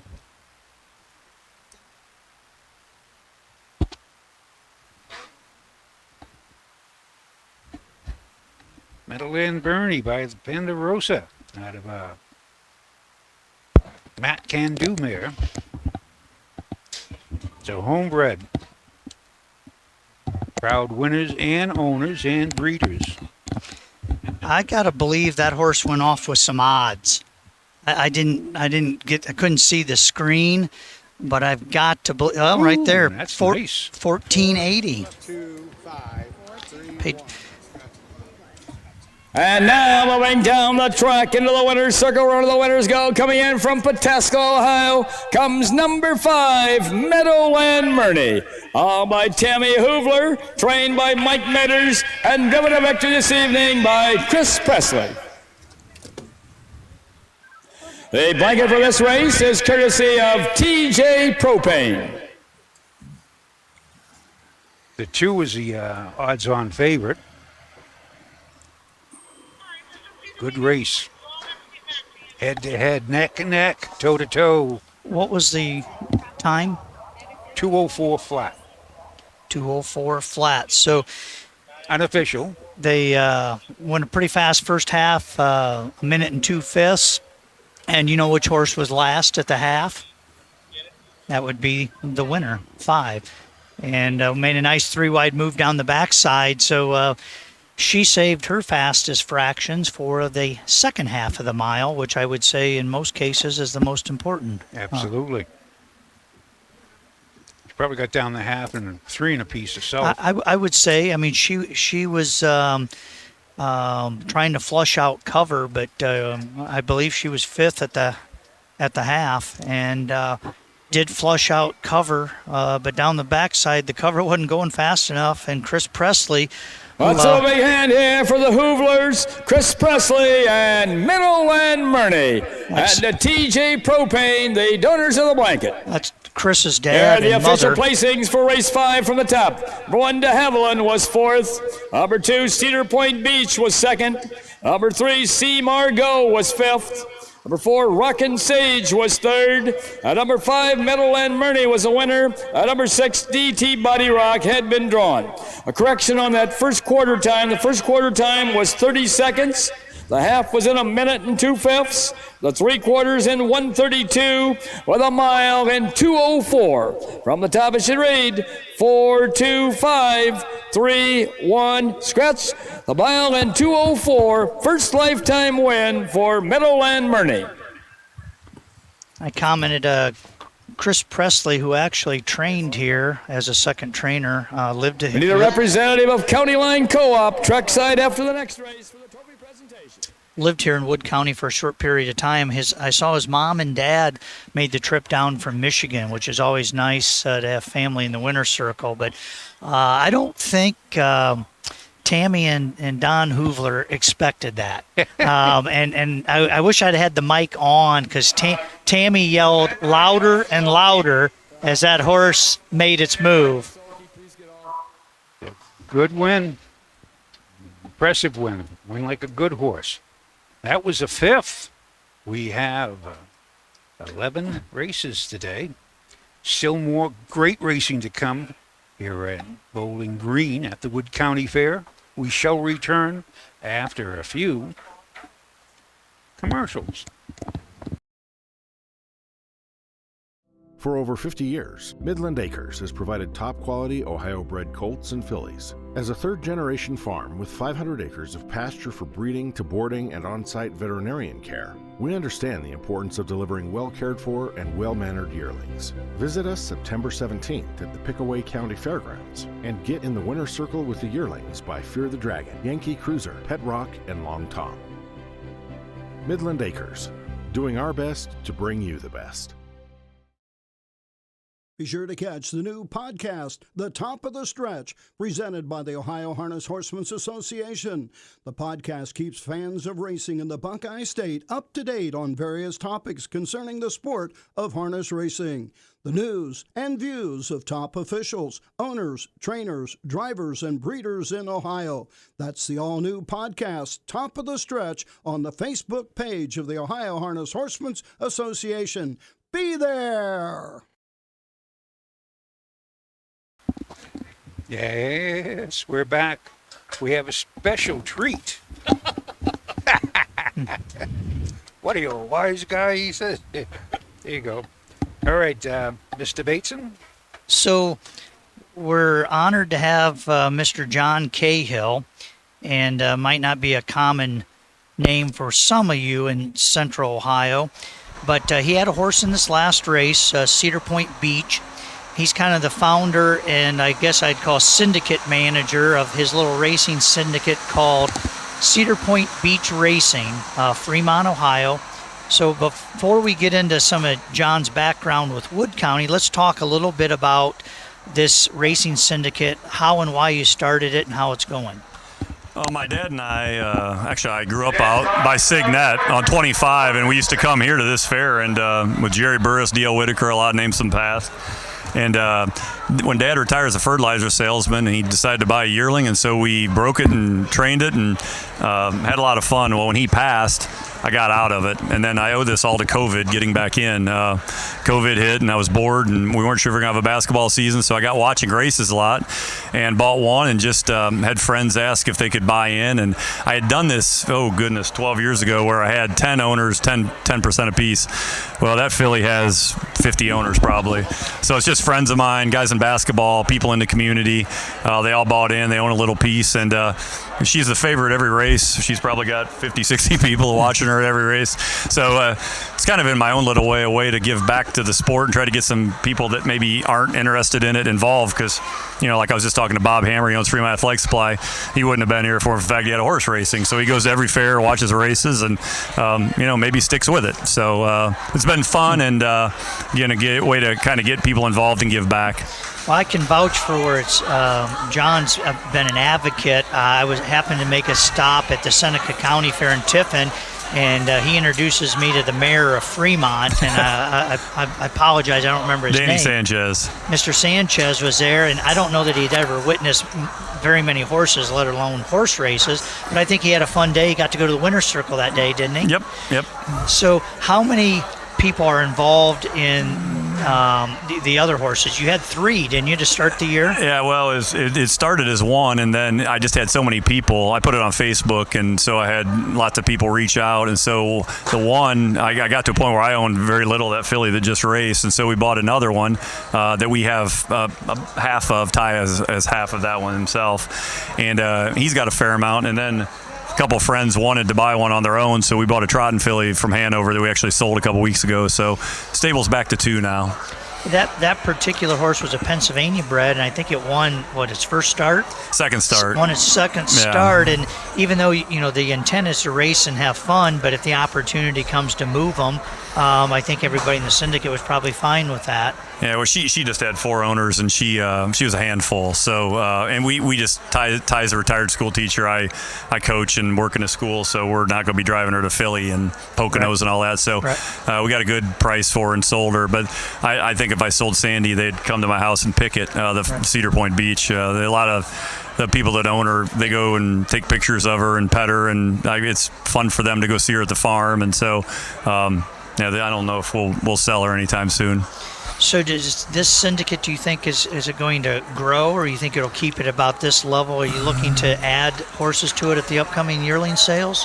Well, we were at 3, and 3 is a good number, I think. So we might buy 1, maybe 2. We'll see. I don't want this to be. If Anthony McDonald's listening, I'm not trying to be Anthony McDonald. I just did this with friends, and for me, it's a lot of fun because. I wasn't sure we were going to be at this point. If we were still in COVID lockdown, this is great entertainment. So it's been fun. I get the chance to be with friends, and we've been so lucky. All 3 of the horses made the races at 2. 2 of the 3 have won. Johnny was second, and third. So they've been competitive. I don't think we've got necessarily a Sire Stakes champion, but for what we spent, we're doing okay, and we're having fun racing them. You call the horse Johnny. It's Cobra Kai Johnny, right? Is it in tomorrow? Yeah. Here at Bowling Green. Yeah. So Cobra Kai Johnny, what unique name for those that Netflix sure. And the whole Karate Kid Cobra Kai series that I think is going to have some new episodes come out this fall or this winter. So competitive basketball coach, very highly acclaimed coach. Yourself. For those that don't know, I mean, you were how many years at Clyde? Oh, goodness. I was head coach, I think, 18. I was there 23. 23, and this will be your second season at Fremont Ross? It'd actually be my third. Your third season as head coach? Yeah. I got out for 3 years when my oldest daughter played at Indiana. Yep. I coached her freshman year at IU, and then I was just missing so much. I got out and then got back in. So we'll go through the post parade here, and then hang on here. Trained and driven by Derek Flowers. Number 2 is Just Believe. Owned by Bill Webb of Defiance. Diamond DP Standardbreds of Kendallville, Indiana. And Doug Wright out of Winchester, Indiana. Trained by Bill Webb, the driver, Don Harmon. Number 3 is 1-2 Skip a Few. Owned by the stable 1-2 Skip a Few of Guelph, Ontario. And Hutchison Harness LLC of North Ridgeville, Ohio. Trained by Jason McGinnis, the driver, Anthony McDonald. Number 4 is Margaret Ann, owned by Chris Beaver of Radnor, Ohio, Joe Sabraco of Brecksville, Ohio, Mike Carter of La Centa, Florida, M. McLaughlin of Lancaster, Ohio, trained by Chris Beaver, the driver, B.J. Roberts. Number 5 is Wild and Free, owned by Junior and Velma Cole, Quincy, Michigan, trained and driven by Junior Cole. Number 6 is We Love Lucy, owned and trained by Gary Gilliland of Molina, Ohio, the driver, Greg Bateson. Back here with John Cahill. We were just talking a little bit at John's active in basketball, has been basically his entire life, and now he's at Fremont Ross, which is only about a 35-minute drive from here, but there is some exciting things going to happen this year at Fremont Ross. You want to talk about that? It's someone who grew up there. It's exciting. We got a new school being built, which is really cool, and I just think we've got a chance maybe to turn some things around where we lost some of the pride we had back in the 70s, 80s, 90s, and football, basketball, hopefully girls basketball, volleyball. I think we're number turning 4 horse Margaret Ann is now coming up there. New school, good leadership there. It's an exciting time to be a Little Giant. Yeah, so we'll look forward to seeing the purple and white this year from Fremont Ross. Certainly a lot of good athletes have come out of Fremont. They've had a lot of great success, so we'll be watching anxiously to see how that program develops. So anyway, back to racing. I think one of the things you as a youngster came to the fairgrounds and watched. Your dad was a big fan of harness racing, as was mine. I see some people that right here in front of us, the Whitaker family, there's 2 Whitaker brothers sitting down here in front of me that, D.L. Whitakers, who I started with here in Wood County. You mentioned the Burrises.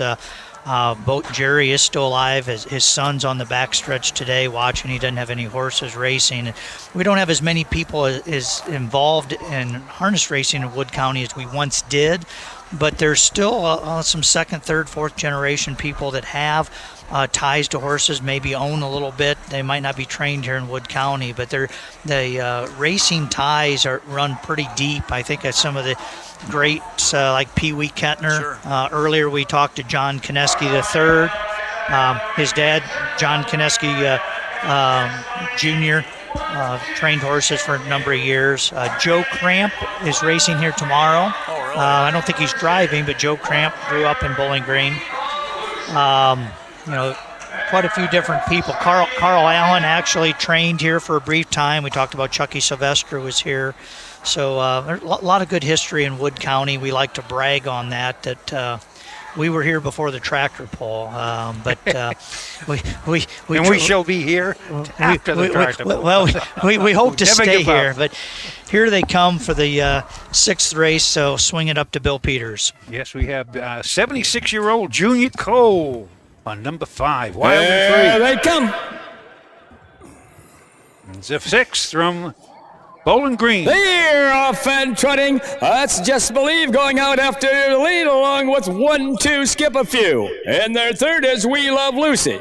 Moving up 4th is Wild and Free. 5th it is Shonda, and the last horse is Margaret Ann.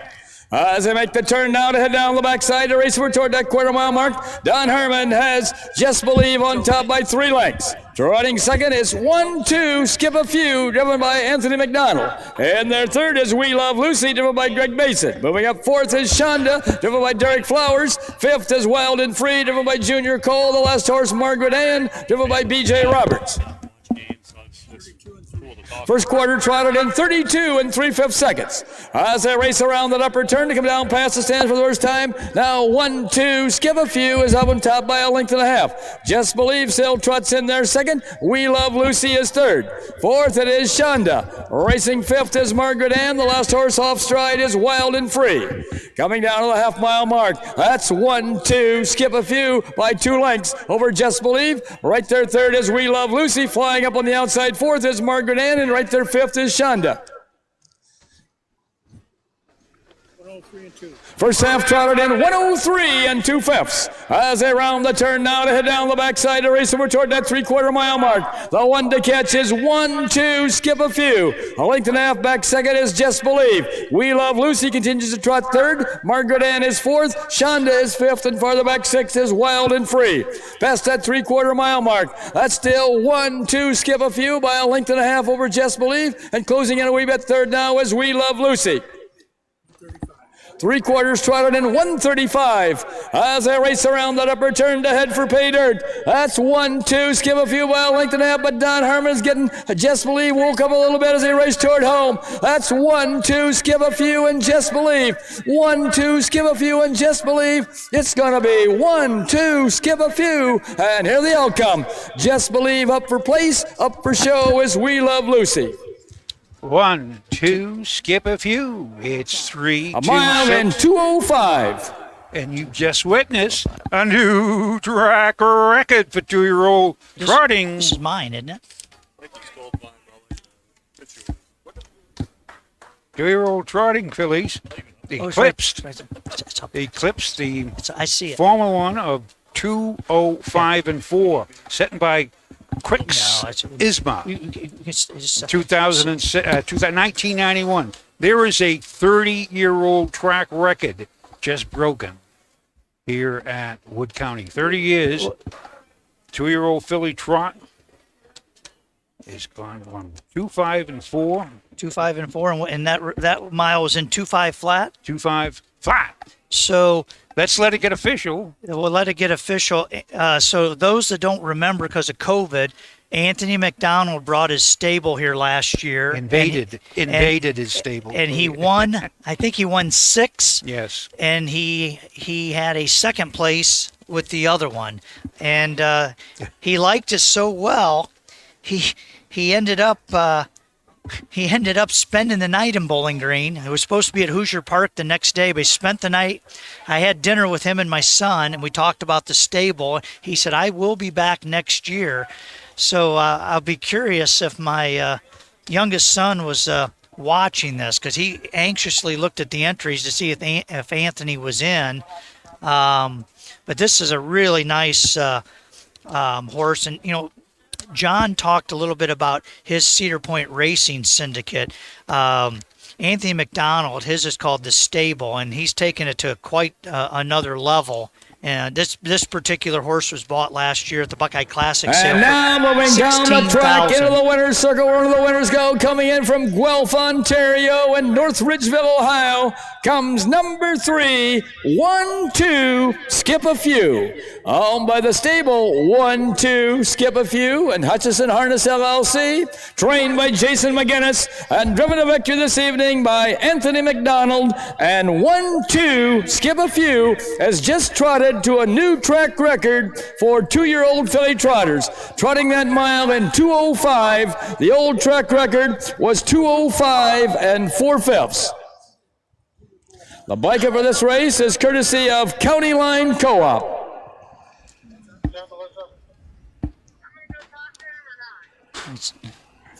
Let's have a big hand here for Anthony McDonald, and 1-2, Skip a Few, at the County Line Co-op, the donors of the blanket. Uncle Peter filly. Junior Cole, would you please report to the starting gate? Junior Cole. Please report to the starting gate. Don't know what that was all about, but Junior's going to have a conversation with the starting gate. But 1-2, skip a few. Got to like that name. The Uncle Peter 2-year-old filly out of our Countless.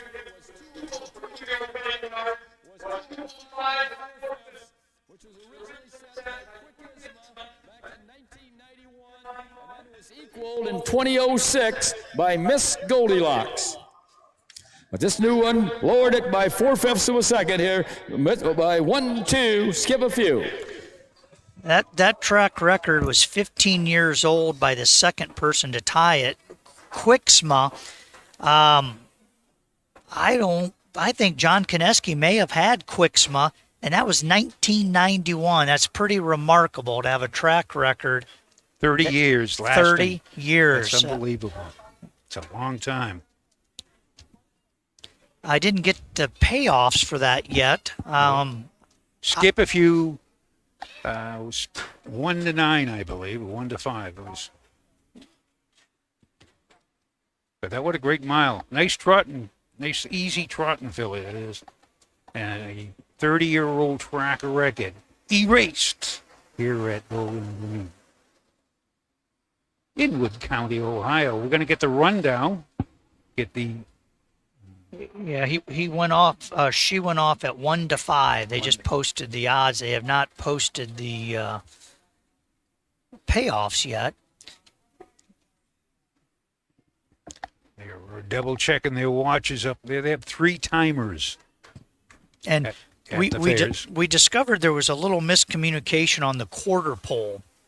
And I think if it wasn't pointed out clearly, I could see where they would make that mistake. But that was why there's been a couple corrections on the opening quarter. And that's another reason they have three timers. So, trying to do the best they can to provide the most accurate information. But they'll get better. It is a half-mile track, so go around twice here at Wood County. Stations, they vary from. When I say stations, it's the poles, the quarter poles and the half, they vary from all tracks. But our finish line is right here in front. Not in front, it's really to the side. But, so with the, we're waiting for the final. I'm going to ask John one last question about comparing basketball to harness racing, and I think part of it's a competitive spirit in that. But John's back on. Well, hang on a second, John. Was 5th. Number 2, Just Believe was 2nd. Number 3, 1-2, Skip a Few was the winner. Number 4, Margaret Ann was 4th. Number 5, Wild and Free was 6th. At number 6, We Love Lucy was 3rd. Time of the first quarter was 32 3/5. The half was in 103 2/5. The 3 quarters in 135, with a mile in 2:05. From the top it should read 5-2-1, 4-6-3, a mile in 2:05. Interesting thing, the 2-horse had no money bet on it to place.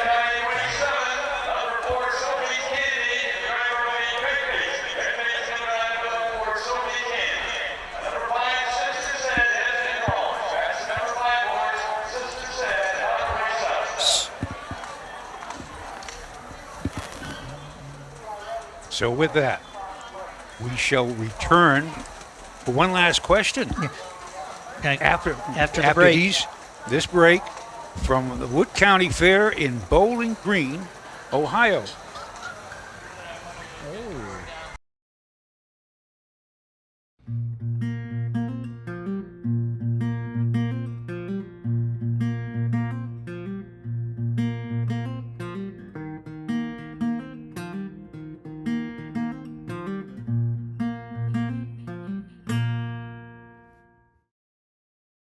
The history of the Wood County Fair held in Bowling Green, Ohio is anything but bland.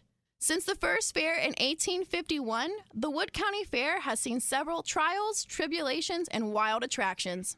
The fair didn't see much stability in its early years, jumping from location to location. Aside from prize steers and homemade quilts, they held attractions unlike any other. Some records show that Wood County was a top-attended fair, with horses and buggies lined up just to pay the family's entrance fee. The H.G. Heinz Company even pressured the fair to change their date to avoid conflict with the tomato harvest. The famous ketchup company couldn't find enough employees to show up for work.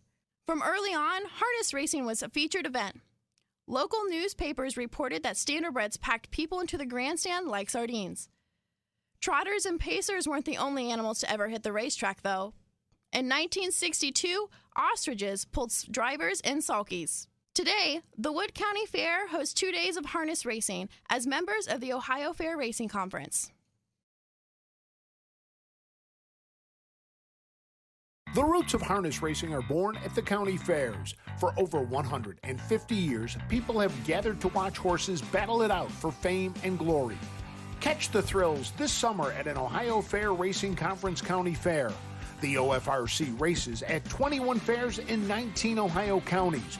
Trotters and pacers put it all on the line to be called the best in the Buckeye State.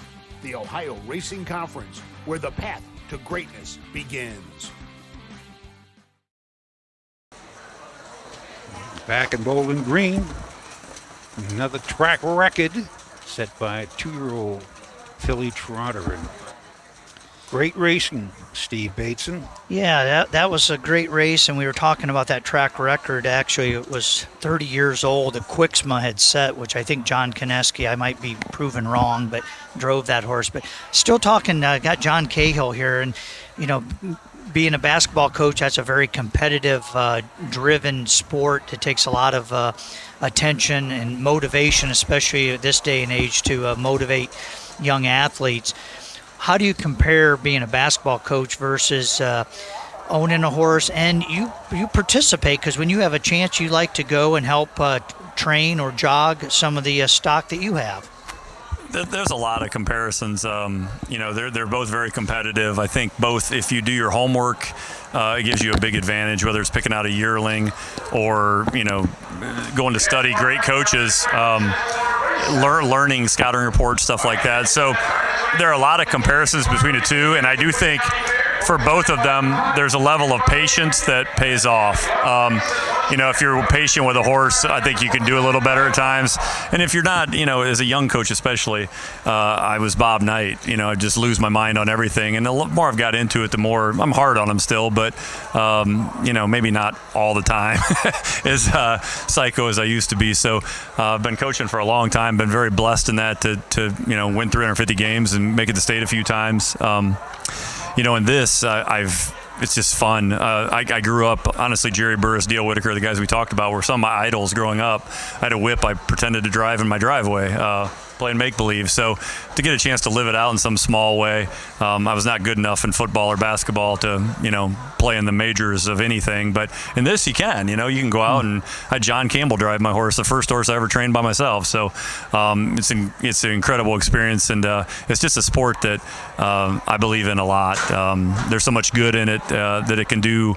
For you, and especially if you get in on a small scale, it's not a huge financial risk like people think. My people are paying $20 a month for the most part, so it's not and as Anthony says on his thing, you own a little, love it a lot.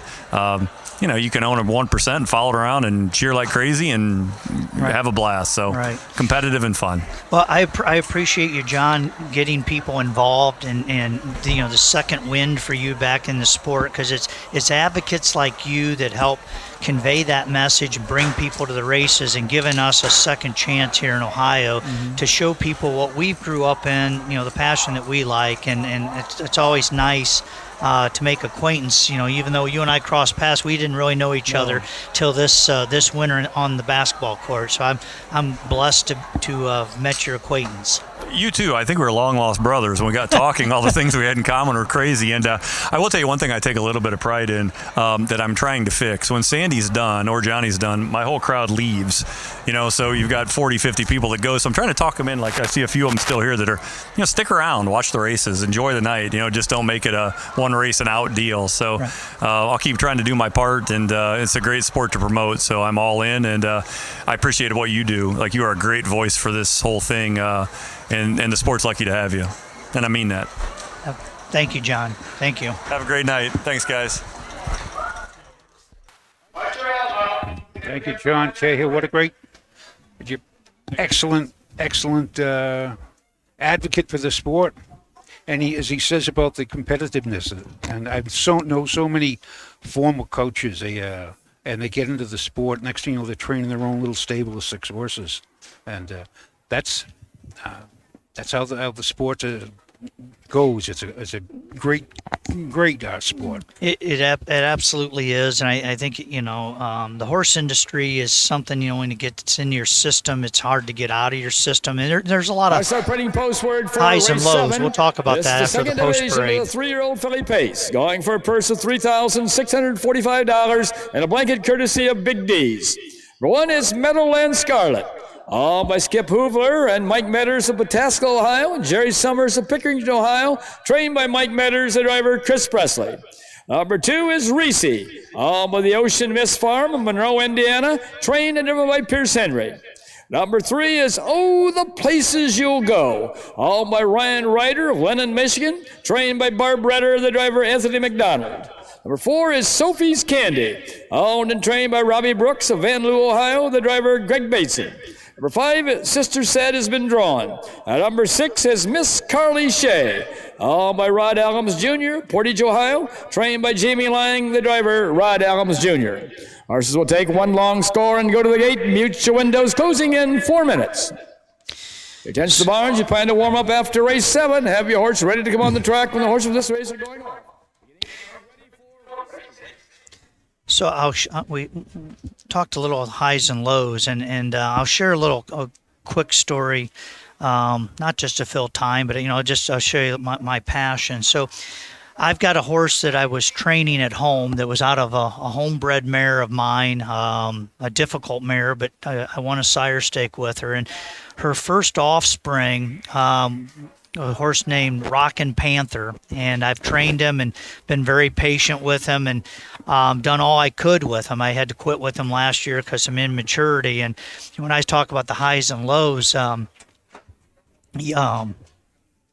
yesterday I had to sell him. So you when you train a horse, at some point when you've got to make decisions, and he's a nice horse, and nothing wrong with him, but he's probably not going to make a racehorse. And I only have so many hours in the day, and the Amish market, they're desperate for horses. It's about like everything else. Things are kind of in tight supply, and I think I found a good home for him. This gentleman called me last night, and he met me at the farm, and my 12-year-old son that weighs about 70 pounds, he took him out and jogged him 2 laps to show, what a nice horse he was. And, we agreed to disagree on what I thought he was worth, and I didn't need to sell him, and so I had my son wash him up, and the guy changed his mind and said, I need the horse. He got a nice horse. So, we parted company, and that's one of the tough things in this sport when you raise one, and it's never been about the money for me. It's about the animal and trying to do right by the animal. And so, John, who just left us, I know, John talked a little bit, about horses that he's had to sell. So here we go. It hurts, but with Sophie's Candy on the outside in the first tier. 1 trailer, Miss Carly Shea. They're at the post. Starting gate is rolling now. Let's see if Meadowland Scarlet comes back to her 2020 form. Yeah, she was a really nice filly last year. She's 0 for 9 this year, but she is looks like starting to race into form. Yeah. You got third-itis, 3 threes in a row. Let's get to the winner's circle again. This is the 7th. There they come. From Wood County. They're off and pacing. That's Sophie's Candy going out after the early lead as Reese goes off stride. That is Sophie's Candy by about 3 lengths. Racing in there second is Meadowland Scarlet. Slipping through at the rail third now. That's Miss Carly Shea. As they make the turn now to head down the backside to race over toward that quarter mile mark, Greg Bateson has Sophie's Candy on top by a length and a half. Pacing in there second is Meadowland Scarlet, driven by Chris Presley. Third is Miss Carly Shea, driven by Rod Adams Jr. Fourth, it's Oh, the Places You'll Go, driven by Anthony McDonald. And farther back, fifth is Reese, driven by Pierce Henry. First quarter was paced in 30 seconds. As they race around that upper turn to come down past the stands for the first time. With the lead, that is Sophie's Candy. A length and a half back second. That is Meadowland Scarlet in their third, Miss Carly Shea. And right there, close fourth is Oh, the Places You'll Go. And then comes Reese a little farther back. Past the half-mile mark. That is still Sophie's Candy by a length and a half over Meadowland Scarlet with Miss Carly Shea. And Oh, the Places You'll Go right there, third and fourth.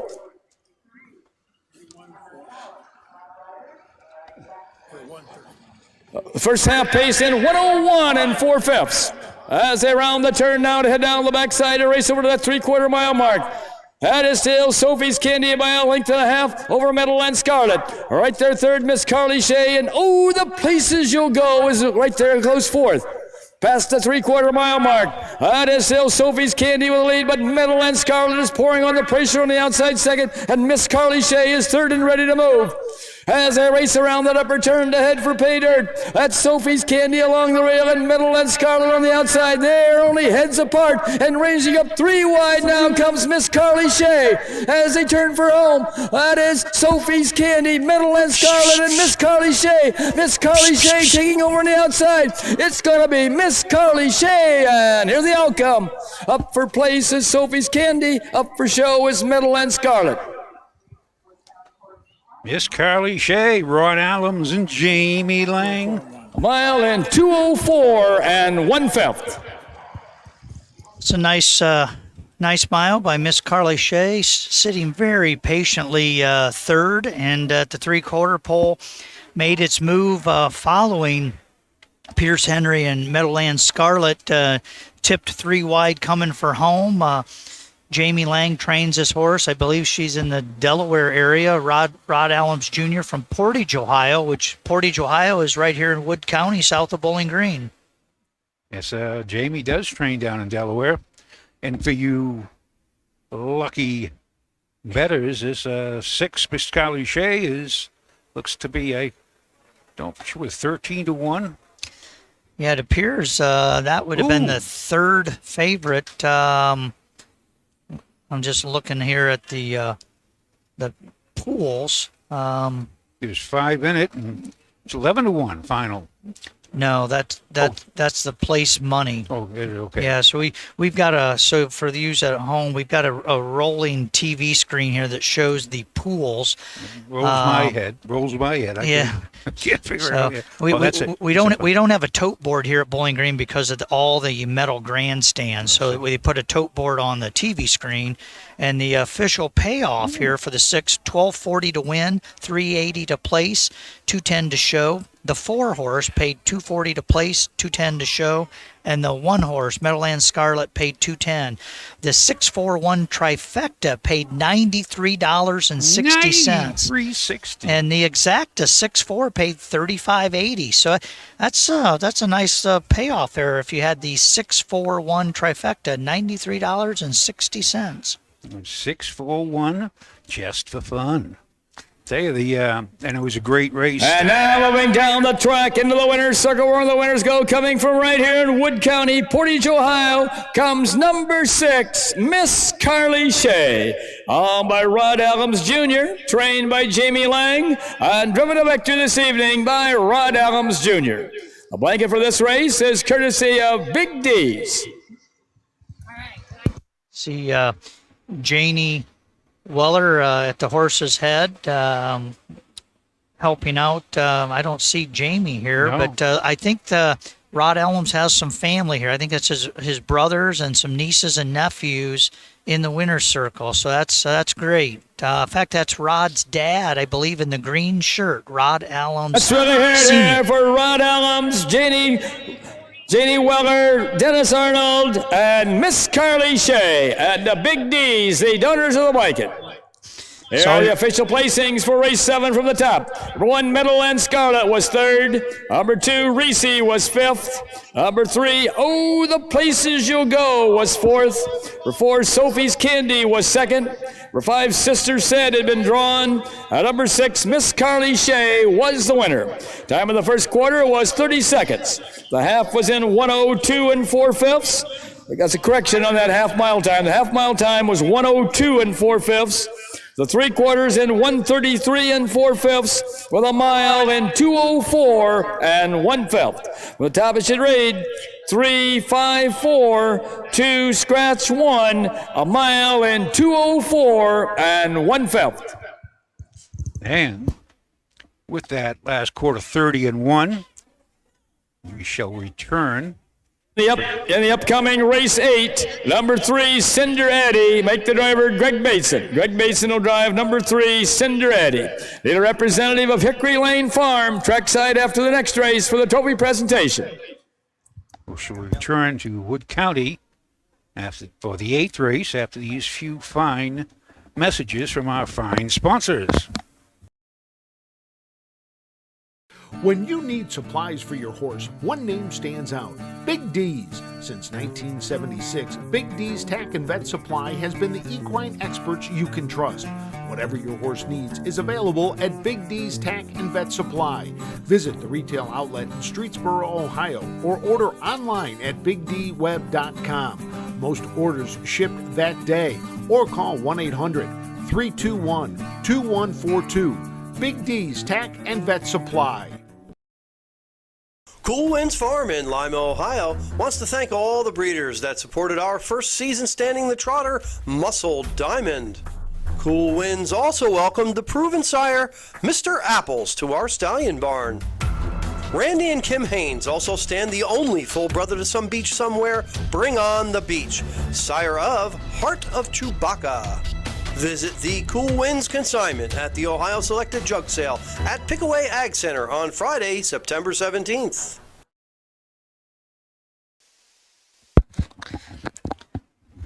We're back, Wood County, Ohio, at Rod Elms Junior Portage. It's always nice to see the locals win. We've got a local in the next race, John Kineski III, who talked to us earlier. John is driving Buckeye Jess, a 3-year-old DeJarmbro, out of a horse named JL Jessica, which I won't swear to it, but I think John also had that horse. It came from Dublin Double Spring Farms. John's had several horses from Double Spring Farms. This was a Jailhouse Jesse filly, but this DeJarmbro is winless, but is getting closer. Last start at Tiffin came in second, trotted the last quarter in 28-1, and unfortunately was beat 7 lengths by the 2 horse in this race. Feisty Pistol, a Chris Beaver Triumphant Caviar filly that has won 6 out of 14 this year, made just over 30,000 and has a mark of 156. Your the barns are now ready for your horses for race 8. So this will be a short field, kind of similar to the other division that we had. So for those that might not know, here at Bowling Green, we will only start 7, 5 across the gate and 2 trailers. So if you end up with 8 horses in the box, we split on 8, and that's what creates a 4 and 4 2-division field. So, there would be some that would like to say, let's put them all together in race 8, go for more money. But, in the essence of safety, 2 trailers is plenty, on these tracks. And, safety is the utmost important when we're going from fair to fair. We hate to see anything happen to the horses or the horsemen. A good example was I was at Pike County this past weekend, and that they go right into the first turn, and it's a long stretch, but the first turn is short, and the horses you have to take up, and if you got too many horses in there, it gets a little hairy. It's like a funnel, and all these tracks in Ohio, these fairs are half-mile tracks, but they are not all the same. And he was referring to Piketon, the Pike County Fair there. I will tell you, Eaton's very similar, and for those in the racing business, very similar to Martinsville Speedway, in which it's long straightaway, tight turns, and we have tracks like that around the state. There's a famous track in southern Ohio, Rock Springs. The Rock. And I think, Tom, you went there last year, didn't you? Oh, yeah. So that's great, a very, great place, very unique place. The backside, there's a rock wall all along there, and I'm telling you what, you can't go very wide down the backside. So, and when they lean into the first turn. They do, and if you'll look at the times from Rock Spring, you'll say, boy, the track must have been bad. Nope. The track can be super fast. You just can't get around there fast because you've got to kind of take the foot off the gas to make it through the corners. That track was originally a third of a mile. I see. And what they did is they just added a quarter of a mile into it, and it made it a quarter mile, I should say, a half mile.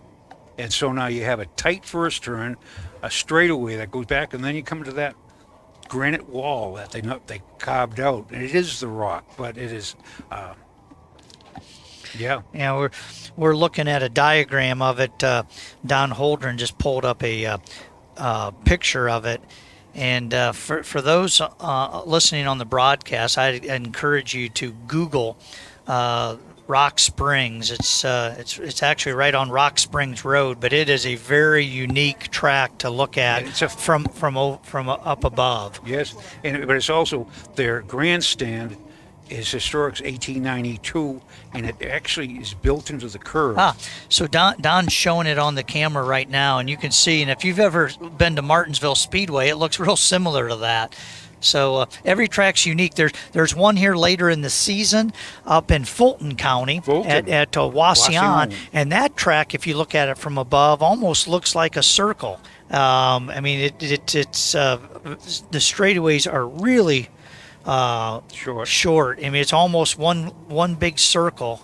So they're all very unique racetracks. That's one of the great things about racing. But the last horses just came out. Let's get them together. There's so many unique.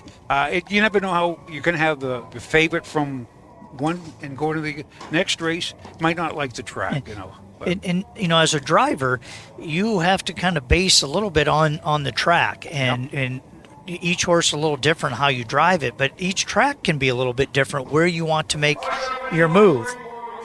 Here's the post parade. Bill Peters. Philly Trot, going for a purse of $4,868 and a blanket courtesy of Hickory Lane Farm. For one is Buckeye Jess, owned by John Kineski III of Pemberville and Patrick Kineski of Bowling Green, trained and driven by John Kineski III.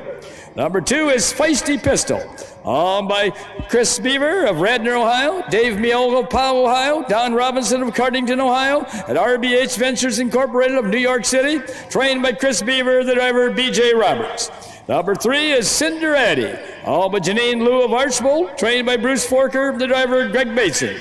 And number 4 is Game On Girls, owned by Sean McGee of Swanton, trained by Ty Bates, the driver Pierce Henry. Horses will take one long score and go to the gate. Mute your windows, closing in 4 minutes. Your attention to the barns, we're getting your horses ready for race 9. We're moving right along. It is 8th race here from Bowling Green, Ohio, the Wood County Fair. This is a 3-year-old filly trot. This is the After this race, driver Chris Presley is going to come down to the grandstand, and he's going to have a little bit of a T-shirt toss. So get yourselves ready to catch a T-shirt here after this race. And the T-shirts are courtesy of the Signature Series. Sounds like I think I'll go down. I need another T-shirt.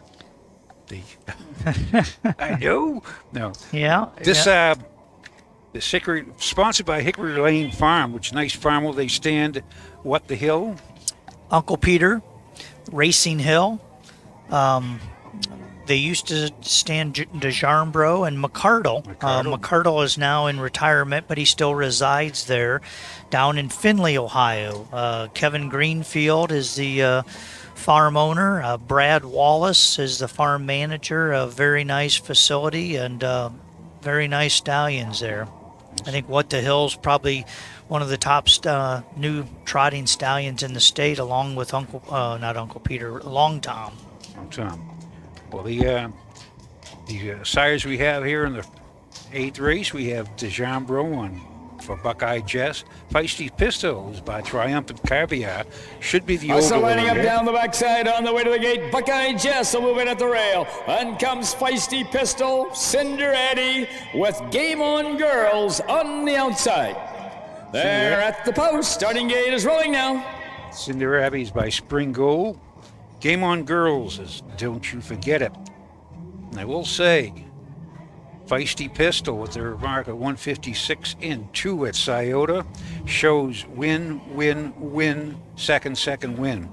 This is a nice card. This is a nice filly. The track record, it's within Track record is 203, held by Azari. We talked about that earlier. So who had it? Is that Azari, owned by Stephen Bateson and Lee Newcomer. Here they are for the 8th. Wood County. Here they come. They're off and trotting. That's Feisty Pistol going out after the lead along with Game On Girls. Buckeye Jess in their third, and off stride fourth is Cinder Eddie. As they make the turn now to head down the backside to race over toward that quarter-mile mark, Pierce Henry has Game On Girls on top by 2 lengths. Trotting in there second is Feisty Pistol, driven by B.J. Roberts. Third is Buckeye Jess, driven by John Kineski the third, and the last horse still off stride is Cinder Eddie, driven by Greg Bateson. Going toward that quarter-mile mark.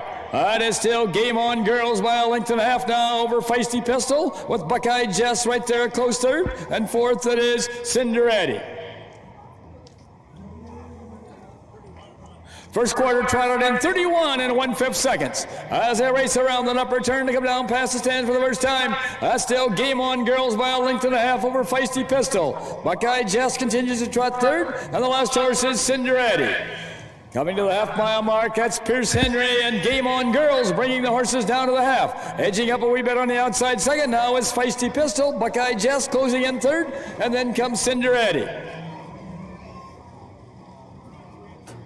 First half trotted in 103 and 3/5. As they round the turn now to head down the backside to race over to that 3/4 mile mark. That's Game On Girls along the rail with the lead, but pouring on the pressure on the outside second is Feisty Pistol, and Buckeye Jess is a closer third now. The 3 fillies pretty well bunched as they go to the 3/4 mile mark. And now Feisty Pistol sticks her nose out in front, and dropping back second along the rail is Game On Girls. Buckeye Jess closing in their third. As they race around that upper turn to head for pay dirt, that is Feisty Pistol with the lead. That 3/4 is in 133 and 2/5. As they race around that upper turn to head for home, that's Feisty Pistol with the lead. Buckeye Jess closing on the outside second. Dropping back third is Game On Girls. Coming to the finish, that's Feisty Pistol and Buckeye Jess. It's gonna be Feisty Pistol, and here the outcome. Buckeye Jess up for place. Up for third is Game On Girls. A mile in 2:03 and 4/5. Back half in 1 minute and 1/5. Really nice race the second half there. Game On Girls cut the fraction. We got a horse finishing right here, the 3 horse, with some broken equipment. I see, I don't know if that's a head pole or a tie down broke hanging from it. But Game On Girls set the fraction. Feisty Pistol just sat there in the 2 hole, and going to the 3/4 pole, Feisty Pistol pulled out and began to make that pass. And John Kineski III and Buckeye Jess, a really nice effort. John's got to be happy with that, because she was closing for a real nice second place for Buckeye Jess, who still looking for her first win, but I think she's starting to figure it out, because she was beaten 7 lengths by Feisty Pistol at Tiffin. Today, I don't think she was beat by more than a length. No. An excellent mile, Feisty Pistol.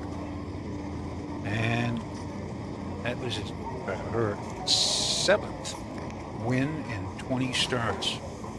Puts her up to about 48,000. Yeah. Yep, she didn't win a race last year. Had 5 starts, but made $14,815. With this win today, puts her in excess of $33,000 for the year in 15 starts. Another very nice horse here, bred by Marion Beachy, owned by Chris Beaver and Dee Robinson, out of a Lucky Chucky mare. And now moving down the track into the winner's circle where the winners go. Coming in from Radnor, Powell, and Cardington, Ohio, and New York City comes number 2, Feisty Pistol. Owned by Chris Beaver, David Miola, Don Robinson, and the RBH Ventures Incorporated. Trained by Chris Beaver and driven to victory this evening by B.J. Roberts. The blanket for this race is courtesy of Hickory Lane Farm.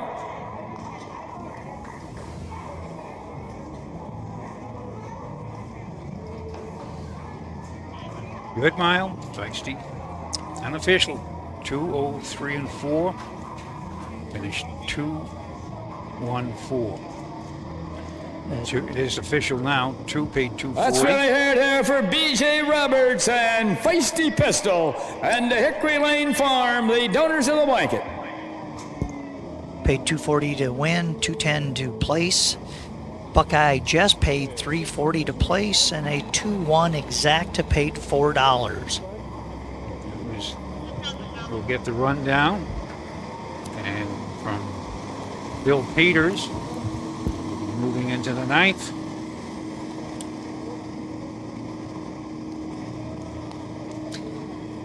Good looking 9th race coming up here. 7 horses. Appears to be a relatively competitive field. I think there's a couple unique stories here. But here are the official placings for race 8 from the top. Number 1, Buckeye Jess was second. Number 2, Feisty Pistol was the winner. Number 3, Cinder Eddie was fourth. Number 4, Game On Girls was third. Time of the first quarter was 31 and 1/5. The half was in 103 and 3/5. The 3 quarters in 133 and 2/5. With a mile in 203 and 4/5. From the top it should read 214, 3 on the bottom. The mile in 203 and 4/5. So, with that. And the upcoming race 9, number 2, One Bad Lady, will be driven by Pierce Henry. Pierce Henry driving number 2, One Bad Lady. He's a representative of Legacy Farmers, trackside after the next race for the trophy presentation. I'll now give you your possible daily double payoffs. If you had number 2 in the 8th, couple with number 1 in the 9th, it'll pay $6.40. No one wagered on number 2 in the 8th with number 2 in the 9th. No one wagered on number 2 in the 8th with number 3 in the 9th. No one wagered on number 2 in the 8th with number 4 in the 9th. No one wagered on number 2 in the 8th with number 5 in the 9th. If you had number 2 in the 8th, couple with number 6 in the 9th, it'll pay $2.60. And no one wagered on number 2 in the 8th with number 7 in the 9th. Well, Attention to the barns, we're now ready. So, with those huge double payoffs being listed, this is a 3rd division of 3. Yeah, for 3-year-old filly paces. We're going for the final purse of $3,745. 9th from Wood County here at Bowling Green, and we shall return after a few short messages. Your animals provide unconditional love. When they hurt, you want the best care available to help them enjoy life again. The Ohio State Veterinary Medical Center is here for you and for them. From heart disease to cancer, diabetes to broken bones, and 24-hour emergency services, Ohio State's team of experts make a difference in the lives of animals and the family members who love them. The Ohio State Veterinary Medical Center.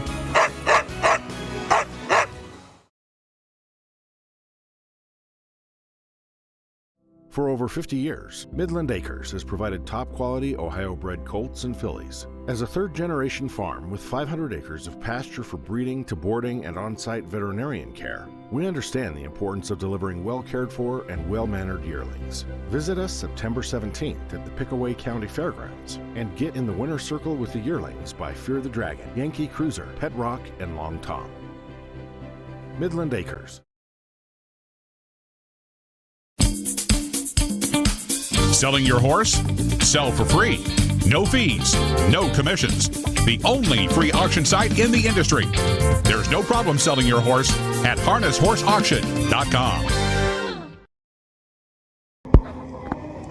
back at Bowling Green. We just had the T-shirt toss. Chris Presley out there had a good arm on him. Very good arm. Yeah.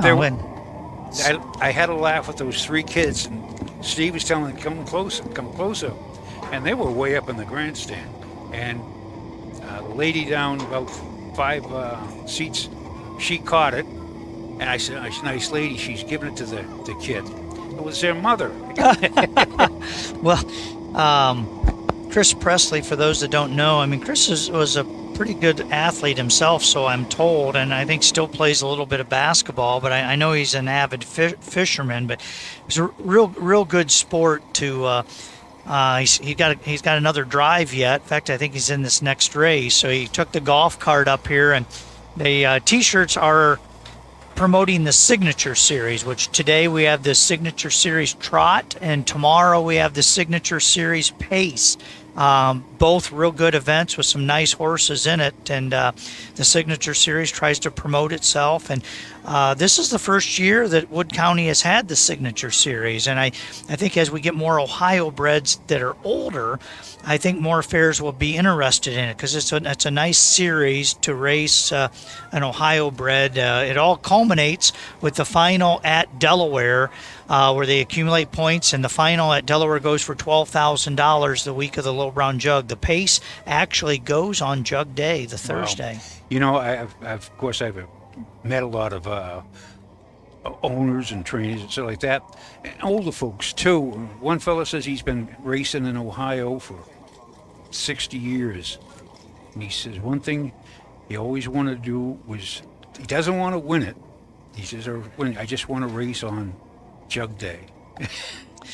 And there's a lot. That's his dream. There's a lot to be said for that, and that is my favorite week of the year.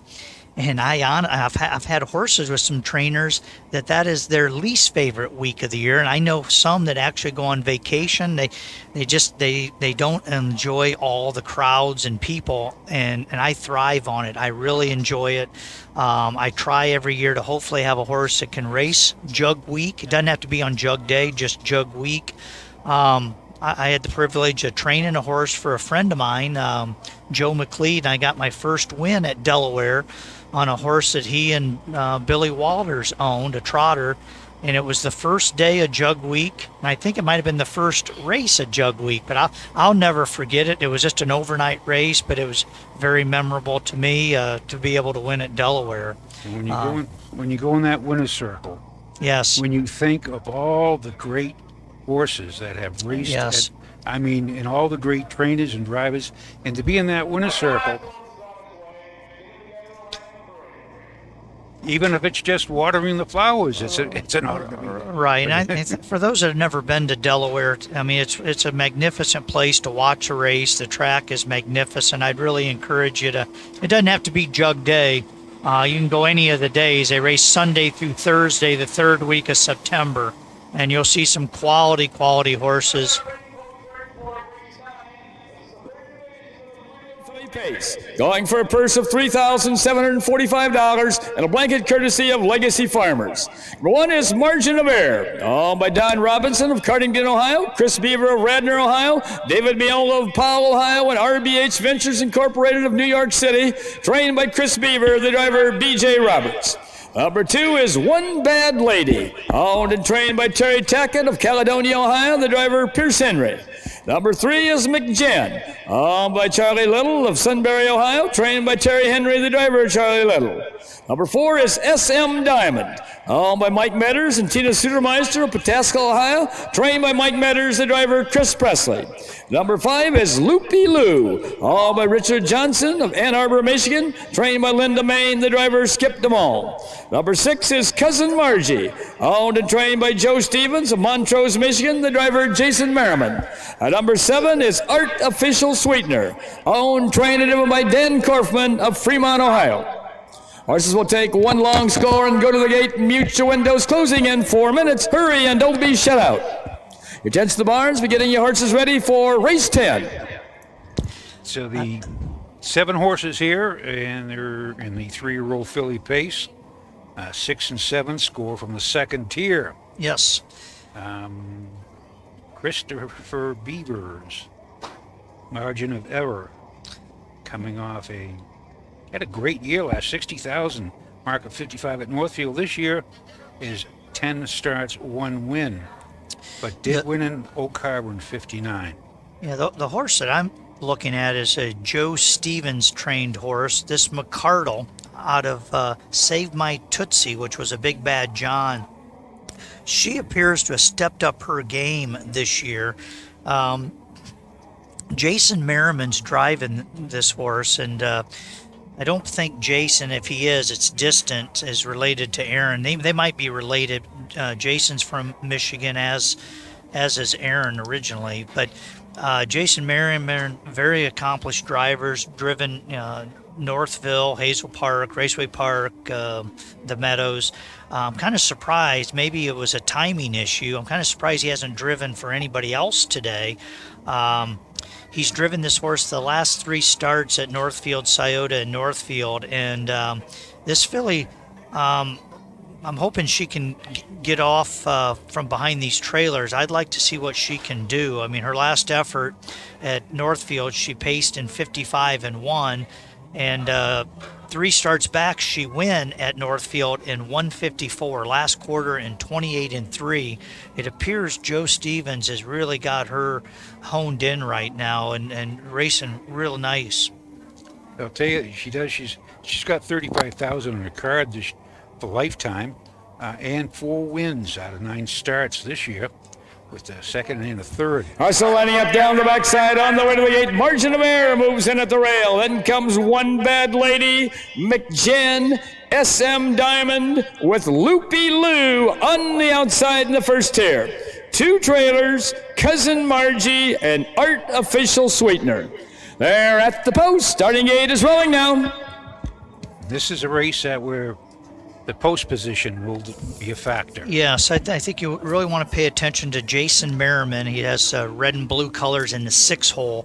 How he maneuvers here through the first turn, because he really has no place to go. He's got a horse outside of him, so he has to follow the 1.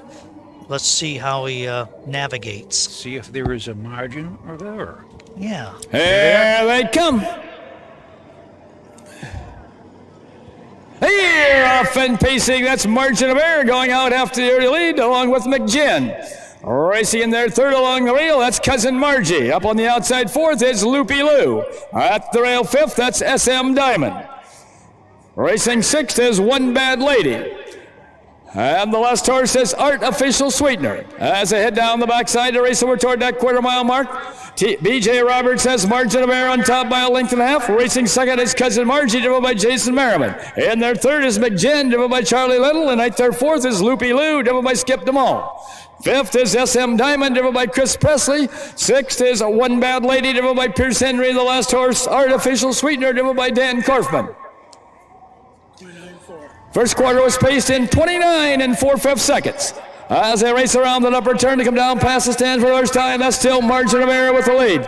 Right there, a close second, it is Cousin Margie. Ranging up on the outside, 3rd is Loopy Lou. Back to 4th is McGinn. 5th is SM Diamond. 6th on the move on the outside is Artificial Sweetener, and the last horse is One Bad Lady. First half paced in 101 and 2/5. As they round the turn now to head down the backside to race over to that 3/4 mile mark. The one to catch is Margin of Error. The closest horse second, edging up on the outside, is Cousin Margie. And moving up third now is SM Diamond. 4th it is Loopy Lou. McGinn is 5th. 6th on the move is One Bad Lady. The last horse is Artificial Sweetener. Going to that 3/4 mile mark. That's Margin of Error along the rail and Cousin Margie on the outside battling it out. SM Diamond is now 3rd, followed by Loopy Lou 4th. As they race around that upper turn to head for pay dirt, that's Margin of Error along the rail, and on the outside, that is Cousin Margie. The 3/4 was in 132 and 2/5. As they head toward home, that is Margin of Error taking over again. Back to second is Cousin Margie. Margin of Error and Cousin Margie. It's going to be Margin of Error, and here the outcome. Cousin Margie up for place, SM Diamond for show. A mile in 2:01. Let's have 59 and 3 unofficial. The unofficial finish 164. Yes, very nice race there, and Jason Merriman was able to probably get away as well as could be expected. Got away following the margin of error and setting the 2-hole until he felt like he had to pull. There was, I believe, SM Diamond was first over. Jason pulled out in front of Chris Presley on the backside, and really from there went toe to toe with margin of error. And as they turned for home, margin of error just said, "Not today, not today." I got to think that was really one of the best miles margin of error has had this year. That was a real nice effort. Got off the gate clean, set the fractions, and put away cousin Margie, who's we talked about earlier. Yeah, that was the second win in 11 starts this year for margin of error. And I think that is a driving triple for B.J. Roberts. Well, this pair of young ladies, this is the third time they've come down the winner's circle. Well, they're young; they can make that long walk. Yeah, but you never, they're still just strolling down there. And now moving down the track into the winner's circle, where only the winners go. Coming in from Cardington, Radnor, and Powell, Ohio, and New York City comes number 1, Margin of Error. Owned by Don Robinson, Chris Beaver, David Miola, and the RBH Ventures Incorporated, trained by Chris Beaver, and driven to victory this evening by B.J. Roberts. The blanket for this race is courtesy of Legacy Farmers. Paid $5 to win. Let's really hear it there for B.J. Roberts and Margin of Error, and the Legacy Farmers, the donors of the blanket. The two heavy favorite horses finished 1-2, and hence the prices aren't real lucrative. We had a 2-1 daily double tied with the 8th race. The trifecta 164 paid $12.40, and the 1-6 exacta paid $6.40. Actually, that was the double as well. Yeah, $6.40. But that was a great race coming down. They come there in the official last quarter. 132.29 and 3. But the miles in 2-1 flat. Yep. Unofficial. Wow. We have to get the official word.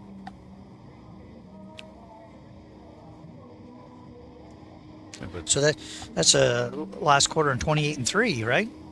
32 and 2.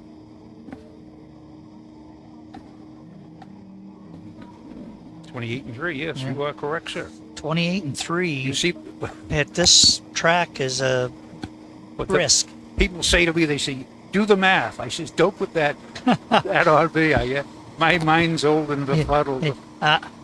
I can do math. Don't ask me to spell. And I know my wife's not listening, but she'll attest to my atrocious spelling.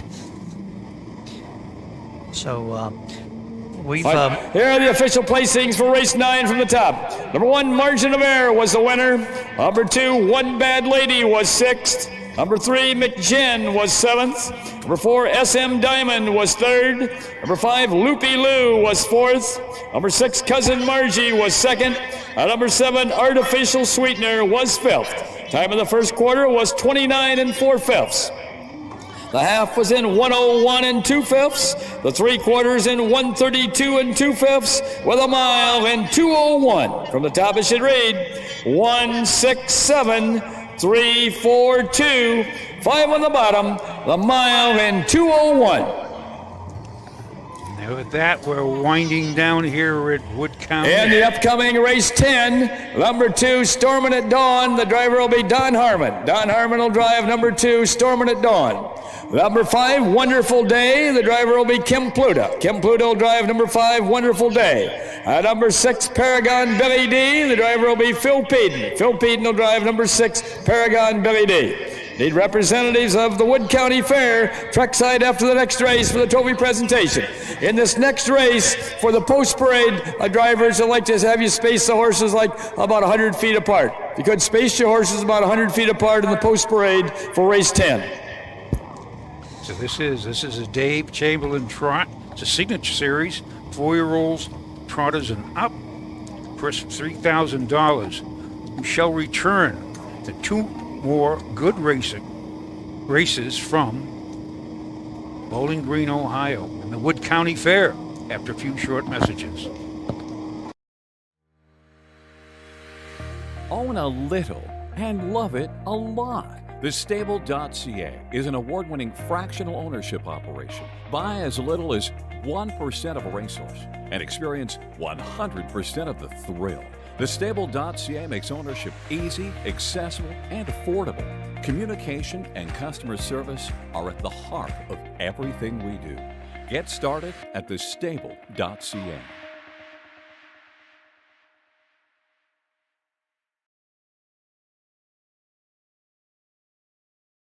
When you need supplies for your horse, one name stands out: Big D's. Since 1976, Big D's Tack and Vet Supply has been the equine experts you can trust.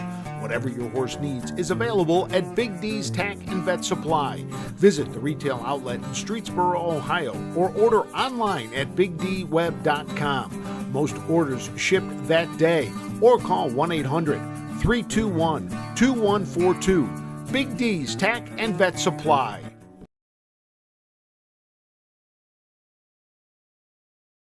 I just know more people watch Facebook.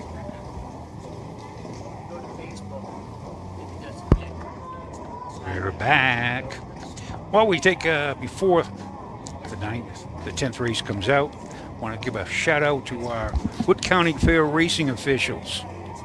The speed superintendent, track superintendent is Donald Beckstein. Race secretary, clerk of course. Doing double duty tonight and announcer is Bill Peters. Our charter is Pam Weller. Photographer is Jake Frappel. And the Melissa Mount starting gate. Overseeing it all is presiding judge David Statz. That's the team here. Travels around through the fairs. Thanks for a good job. Thanks for putting this racing together. Takes a team effort. All right, the last horse is on its way. Again, try to space them about 100 feet apart. Mr. Rowland, you'll lead the post parade. Then Mr. Harmon, then Mr. High, then Mr. DeMall, then Mr. Pluta, and then Mr. Peden.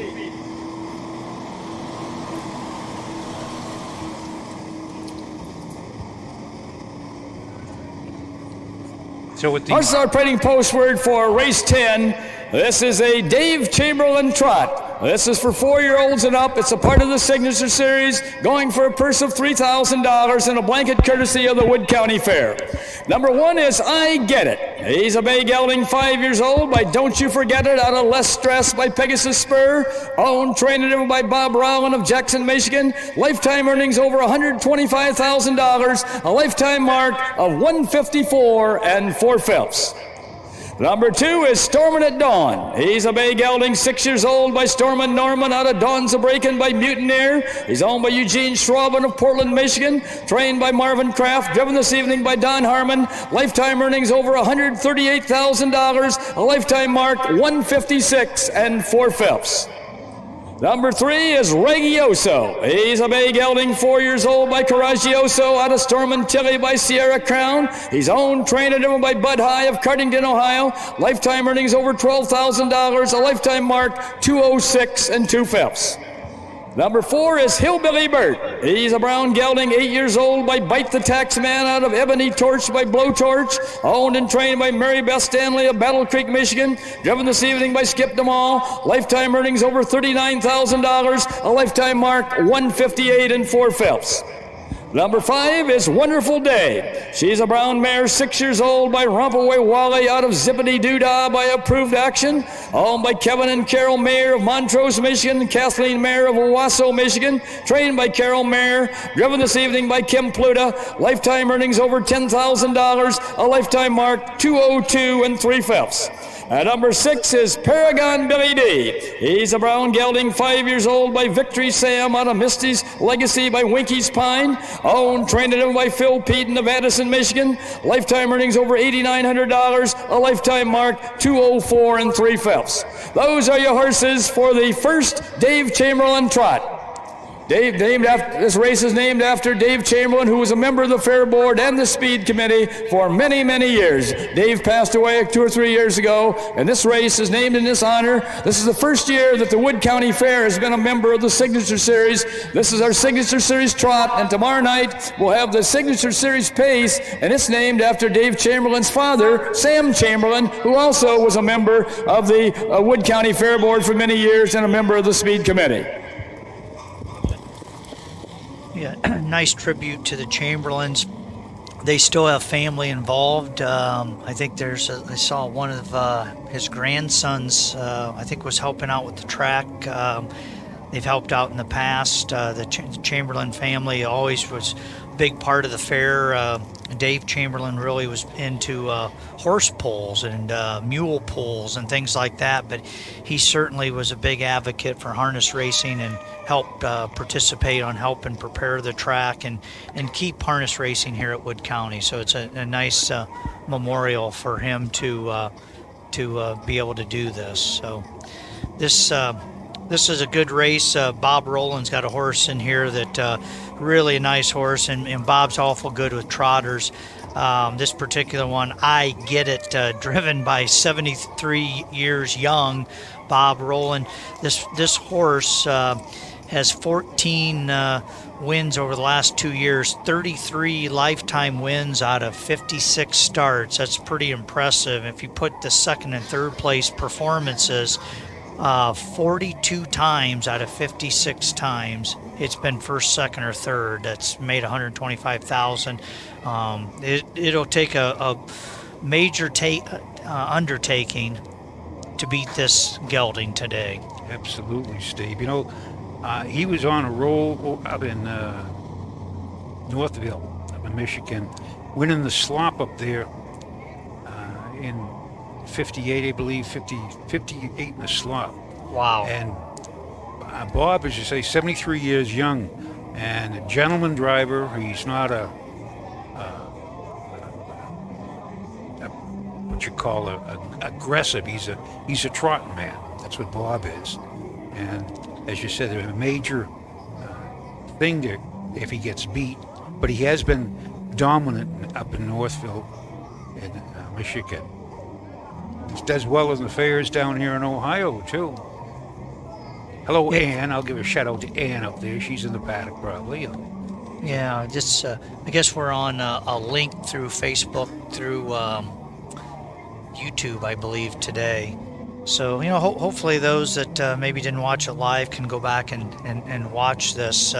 Couple other noteworthy horses. Another one from Michigan. This lining up down the backside on the way to the gate. I Get It moves in. Very nice gelding.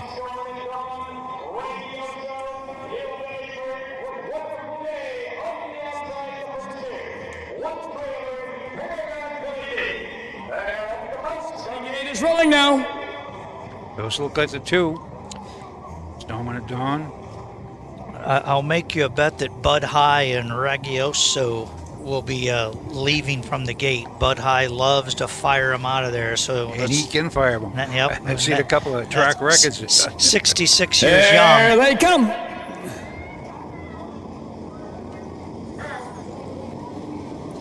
They're off in the Dave Chamberlain trot. That's I Get It along the rail with the lead. Raggioso up on the outside second. Storming at Dawn racing in their third. Moving up fourth is Hillbilly Bert. Paragon Billy D is fifth, and the last horse is Wonderful Day.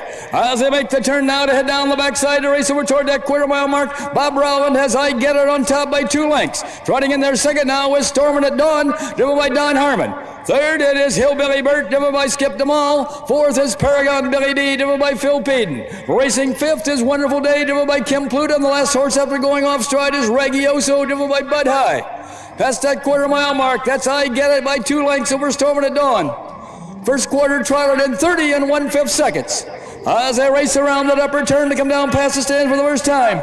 That's I Get It by 2 lengths over Storming at Dawn. Hillbilly Bert trots in their third. Paragon Billy D is fourth. Racing fifth is Wonderful Day, and the last horse, Raggioso.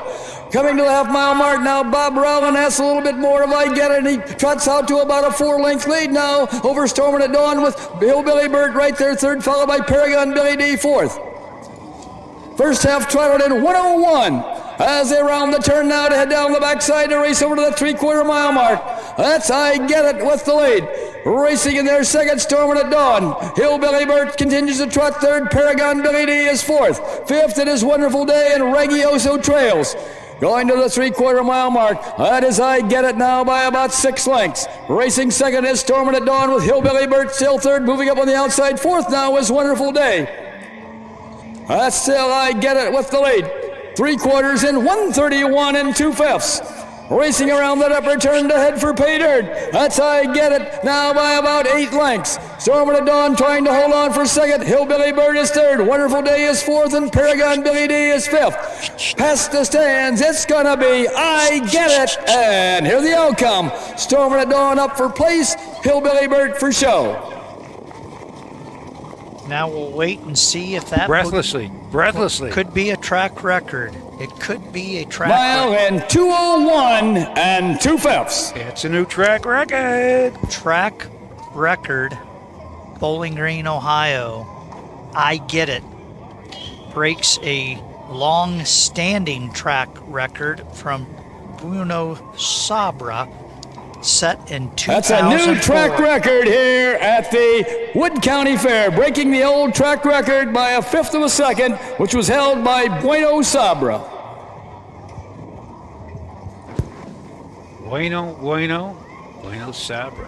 I believe, as we talked earlier, Gary Gillen, I believe, trained that horse. I think it was owned by Skip Miller, I believe, Yes, who was from yeah. Wasion. Yeah. I think Mark Hedworth drove that very nice trotter, and Bob made another lap. He just kept her Sure. going, and we've got. I think that's one of Dave Chamberlain's daughters in the winner's circle. This should be a nice trophy presentation. We've been holding harness racing here at the Wood County Fair for almost 70 years. That's the fastest trotting mile ever here at the Wood County Fair. I Get It, trotting that mile in 2:01 and 2/5. Again, the old track record was 2:01 and 3/5 by Bueno Sabra back in 2004. The blanket for this race is courtesy of the Wood County Fair, and this is the Dave Chamberlain trot. I think we may have some members of the Chamberlain family there in the winner's circle. Let's have a big hand here for Bob Rowland, and I Get It, the winner of the Dave Chamberlain trot, and now the holder of the track record for trotters here at the Wood County Fair.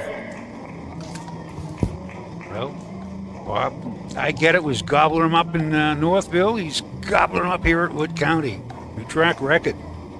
Yeah, the betting public bet I Get There are It. the official placings for race 10 from the top. Number 1, I Get It, was the winner. Number 2, Storming at Dawn was second. Number 3, Reggioso was sixth. Number 4, Hillbilly Bert was third. Number 5, Wonderful Day was fourth. Number 6, Paragon Billy D was fifth. Time of the first quarter was 30 and 1/5. The half was in 1:01. The 3/4 in 1:31 and 2/5. With a mile in 2:01 and 2/5. From the top, it should read 1, 2, 6, 3, 4, 5. The mile in 2:01 and 2/5. A new track record for trotters here at the Wood County Fair. It's 2 track records today. And the upcoming race 11, number 1, O'Grady's First Man. The driver will be Don Harmon. Don Harmon will drive number 1, O'Grady's First Man. Number 3, Here's Who's Your Honey. The driver will be Chris Presley. Chris Presley will drive number 3, Here's Who's Your Honey. Number 4, Houdini. The driver will be Jason Merriman. Jason Merriman will drive number 4, Houdini. Number 6, Lady Anastasia. The driver will be Kim Pluta. Kim Pluta will drive number 6, Lady Anastasia. Number 7, Fred's Princess. The driver will be Skip DeMall. Skip DeMall will drive number 7, Fred's Princess. Need a representative of Wood County Horsemen trackside after the next race for the trophy presentation. So, with the... Your attention to the barns. We're now ready for your horses for racing. The finale of the first day racing at Wood County Fair. This is known as a 5,000 in 2021. Looks like a good field. Should be a good finish for a good day. And we shall return after a few short messages. With more than 300,000 horses in Ohio, the economic impact of the equine industry in the state is over $2.8 billion. Much of that value comes from standardbred horse owners, breeders, trainers, and drivers who participate in the sport of harness racing. The mission of the Ohio Harness Horsemen's Association is to preserve, protect, promote, and serve the entire standardbred industry in Ohio and beyond. To learn more about the Ohio Harness Horsemen's Association, go to ohha.com. That's ohha.com. Bow River Jewelry has been the premier designers of sulky jewelry for more than 30 years. We incorporate today's fashion designs to create a unique piece of jewelry only found at Bow River. Visit bowriverjewelry.com today.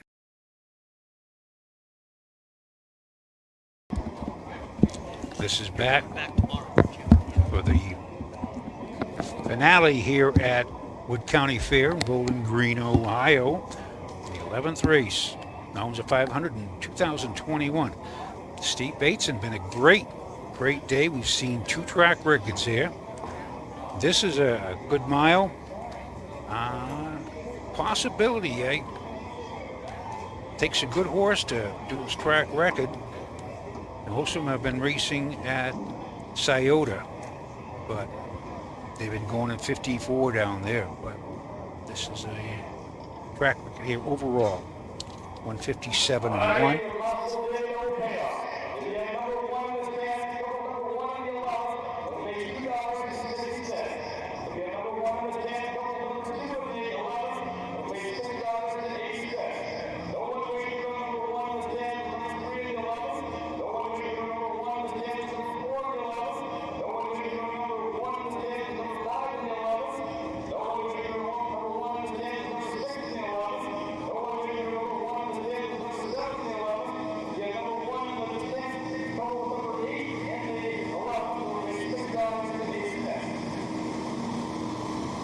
Get 3 horses to back. Yeah, it's the crowd's thinned out a little bit, and you see that the novice come watch a few races, and it does drag on. It's just part of our sport. Part of it's for timing to warm up other horses. I think as we get later in programs, I think one of the things we need to do as an industry, especially at the fairs, once we know every horse is warmed up, those last few races, we really could run them off a little bit quicker. Yep. There's not that many people that are going to get shut out. The people that are going to bet. So I think it would, enhance our program overall. At the fairs, I have seen them run the later races off quicker, which is good. Yeah, and he's called them out. We got several horses out there about ready to post parade. This is a unique overnight race. Non-winners of 5,000 in 2021, also eligible non-winners of 1,000 since June 15th. So you've got some horses in here that maybe got started late this year. Maybe they had some time off. And you've got some horses that really have very little experience. And then you have some other horses that have had some pretty good careers. For example, the one, Grady's First Man, made over $210,000, but only had 5 races so far this year. And that's probably my pick to win. It looks like other people are betting it as well. The other horse that's noteworthy is the 5 horse, He's No Sweetie. It's made over $100,000 lifetime, 7-year-old. Only had 13 starts and made just under 5,000 this year. That's how it qualifies. Yeah. And I believe these were Ohio sired, Ohio owned, and correct. That was the preference, and then if the race didn't fill, others were allowed in. So there are some non-Ohio breds in here. In fact, there's several. This race is named after Dennis Zernal, who used to be the race superintendent here from Wood County. Used to train a few horses. Always a big fan of the fair. Was on the fair board. His wife still sells programs. Helps us out. We don't have many people in Wood County tied to racing anymore, so we have to keep people as long as we can to help us. Sam Chamberlain Pace. Horses are parading postward for a getaway race for this evening's program. This is a pace for non-winners of $5,000 in 2021. Also eligible non-winners of $1,000 since June 15th. This is the Dennis Zernal pace, going for a purse of $2,400 and a blanket courtesy of Wood County Horsemen. Number 1 is O'Grady's First Man, all by Eugene Schraben of Portland, Michigan, trained by Marvin Kraft, the driver Don Harmon. Number 2 is Trillionaire, owned and trained by David Tolley of LaSalle, Michigan, the driver Todd Pappas. Number 3 is Here's Who's Your Honey, owned by Here's the Stock Incorporated of Bucyrus, Ohio, trained by Robbie Brooks, the driver Chris Presley. Number 4 is Houdini, owned and trained by Becky Zubkoff of South Salem, Ohio, the driver Jason Merriman. Number 5 is He's No Sweetie, owned and trained by Courtney Macon of Columbus Grove, Ohio, the driver Pierce Henry. Number 6 is Lady Anastasia, owned by DTS Racing Stable LLC of Toledo, trained by Karen Takasik, the driver Kim Pluta. Number 7 is Fred's Princess, owned by Summer Zubkoff of Toledo, Ohio, trained by Tony Zubkoff, the driver Skip DeMall. Number 8 is Rockin' Era, owned, trained and driven by Greg Bateson of Toledo. Horses will take one long score and go to the gate and mute your windows. Closing in 4 minutes. This is your final chance to wager this evening. Hurry and don't be shut out. I'll be curious to see, what Bowling Green wagered today. First time having wagering in quite some time. I think it's been about 5 years, 4 or 5 years. So hopefully more people come out tomorrow. There's a good card tomorrow.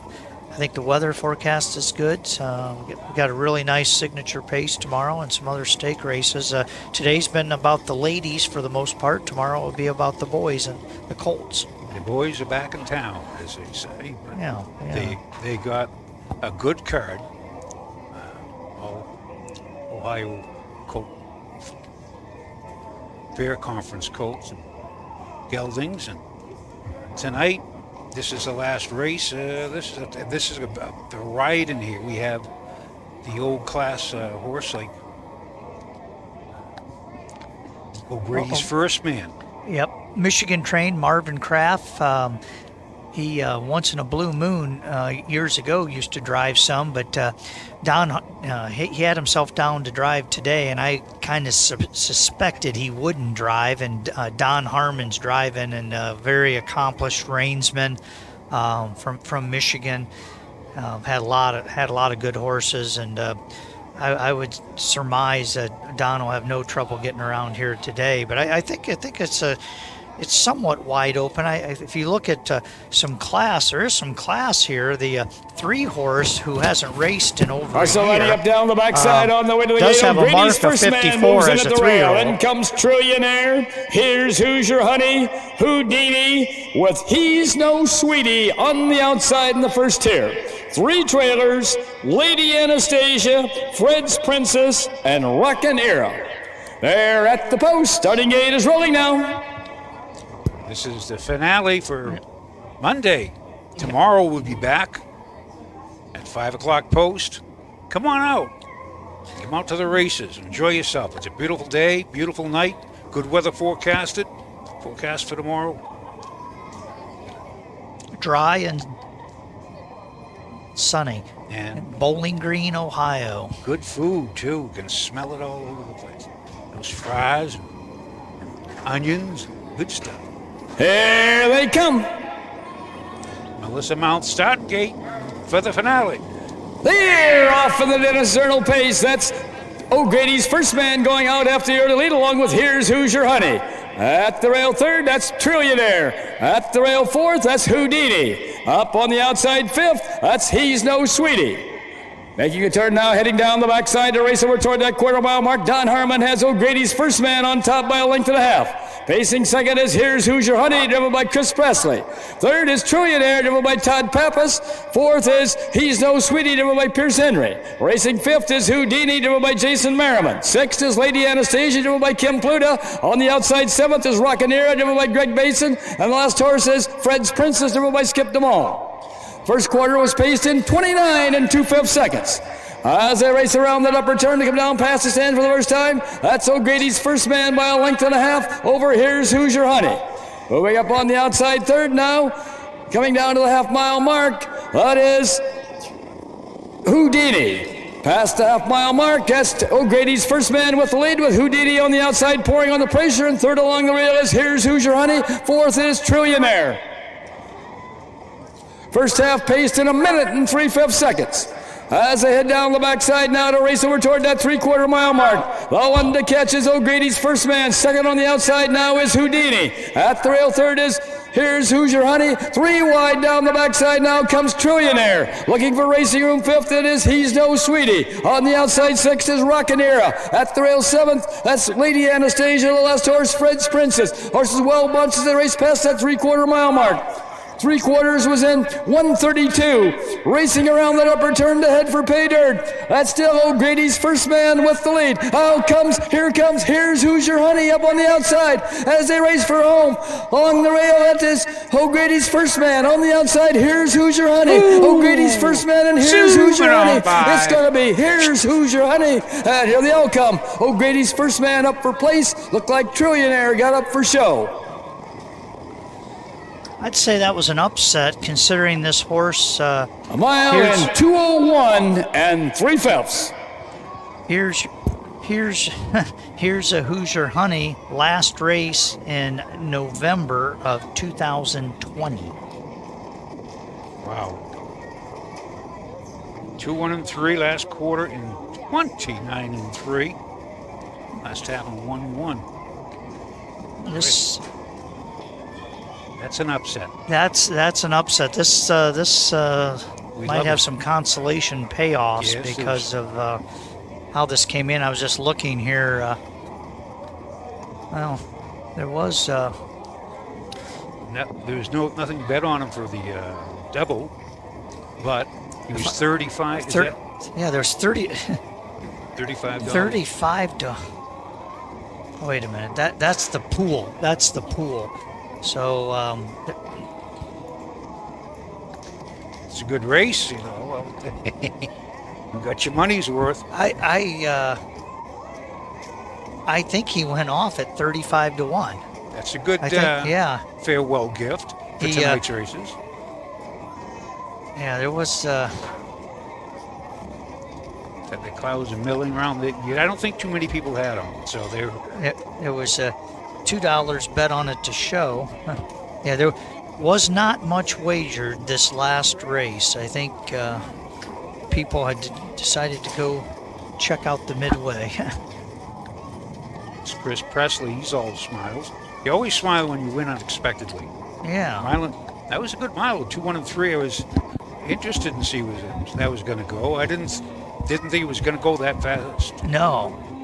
$77. And now moving down the track into the winner's circle where the winners go. Coming in from Bucyrus, Ohio, comes number 3. Here's Who's Your Honey. Owned by Here's the Stock Incorporated, trained by Robbie Brooks, and driven to victory this evening by Chris Presley. Now the blanket for this race is courtesy of Wood County Horsemen.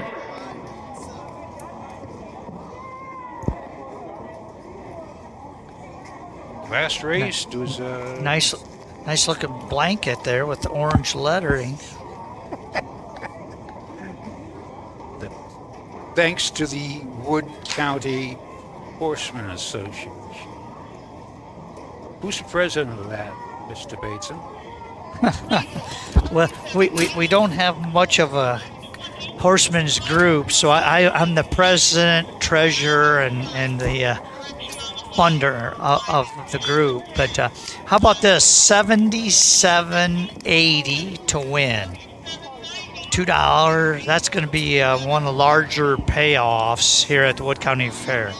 And if you were coming over to race, you've got to throw $2 on your horse. Why not?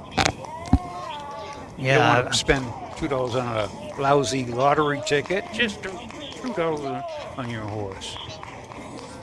Good mile, Mr. Presley. Yeah. Now he's coming to the crowd. Yeah. He's going to present a That's right whip. here for the Brookses.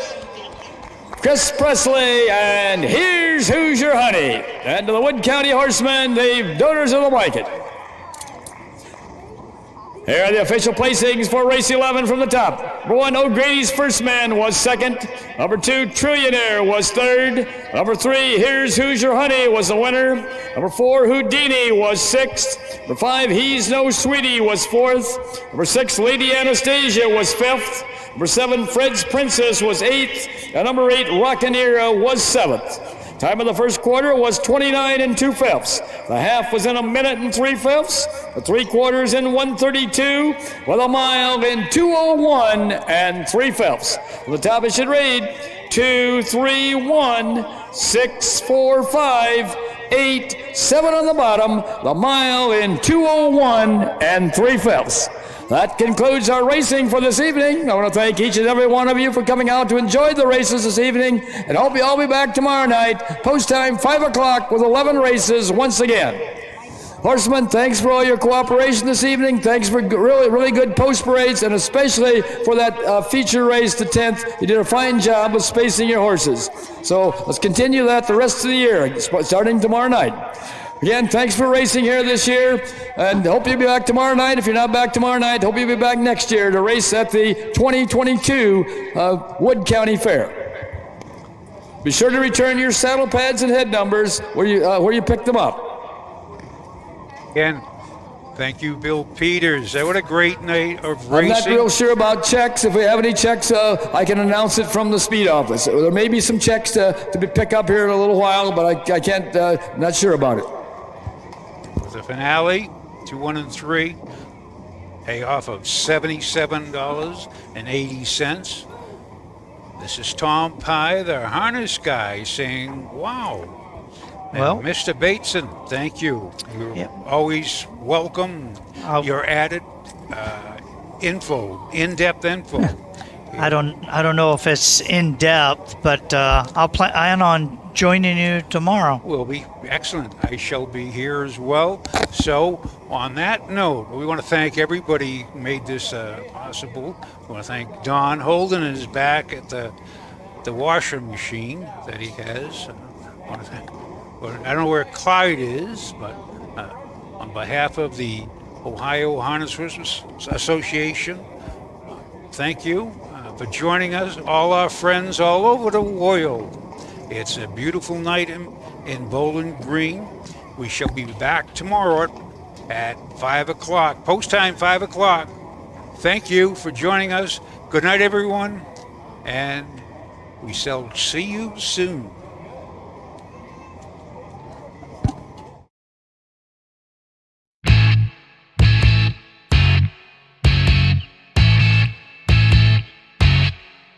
This has been Ohio County Fair Racing.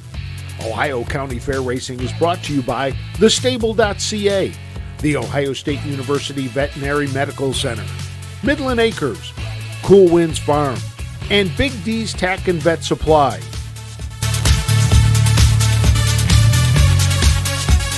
Ohio County Fair Racing is a presentation of the Ohio Harness Horsemen's Association.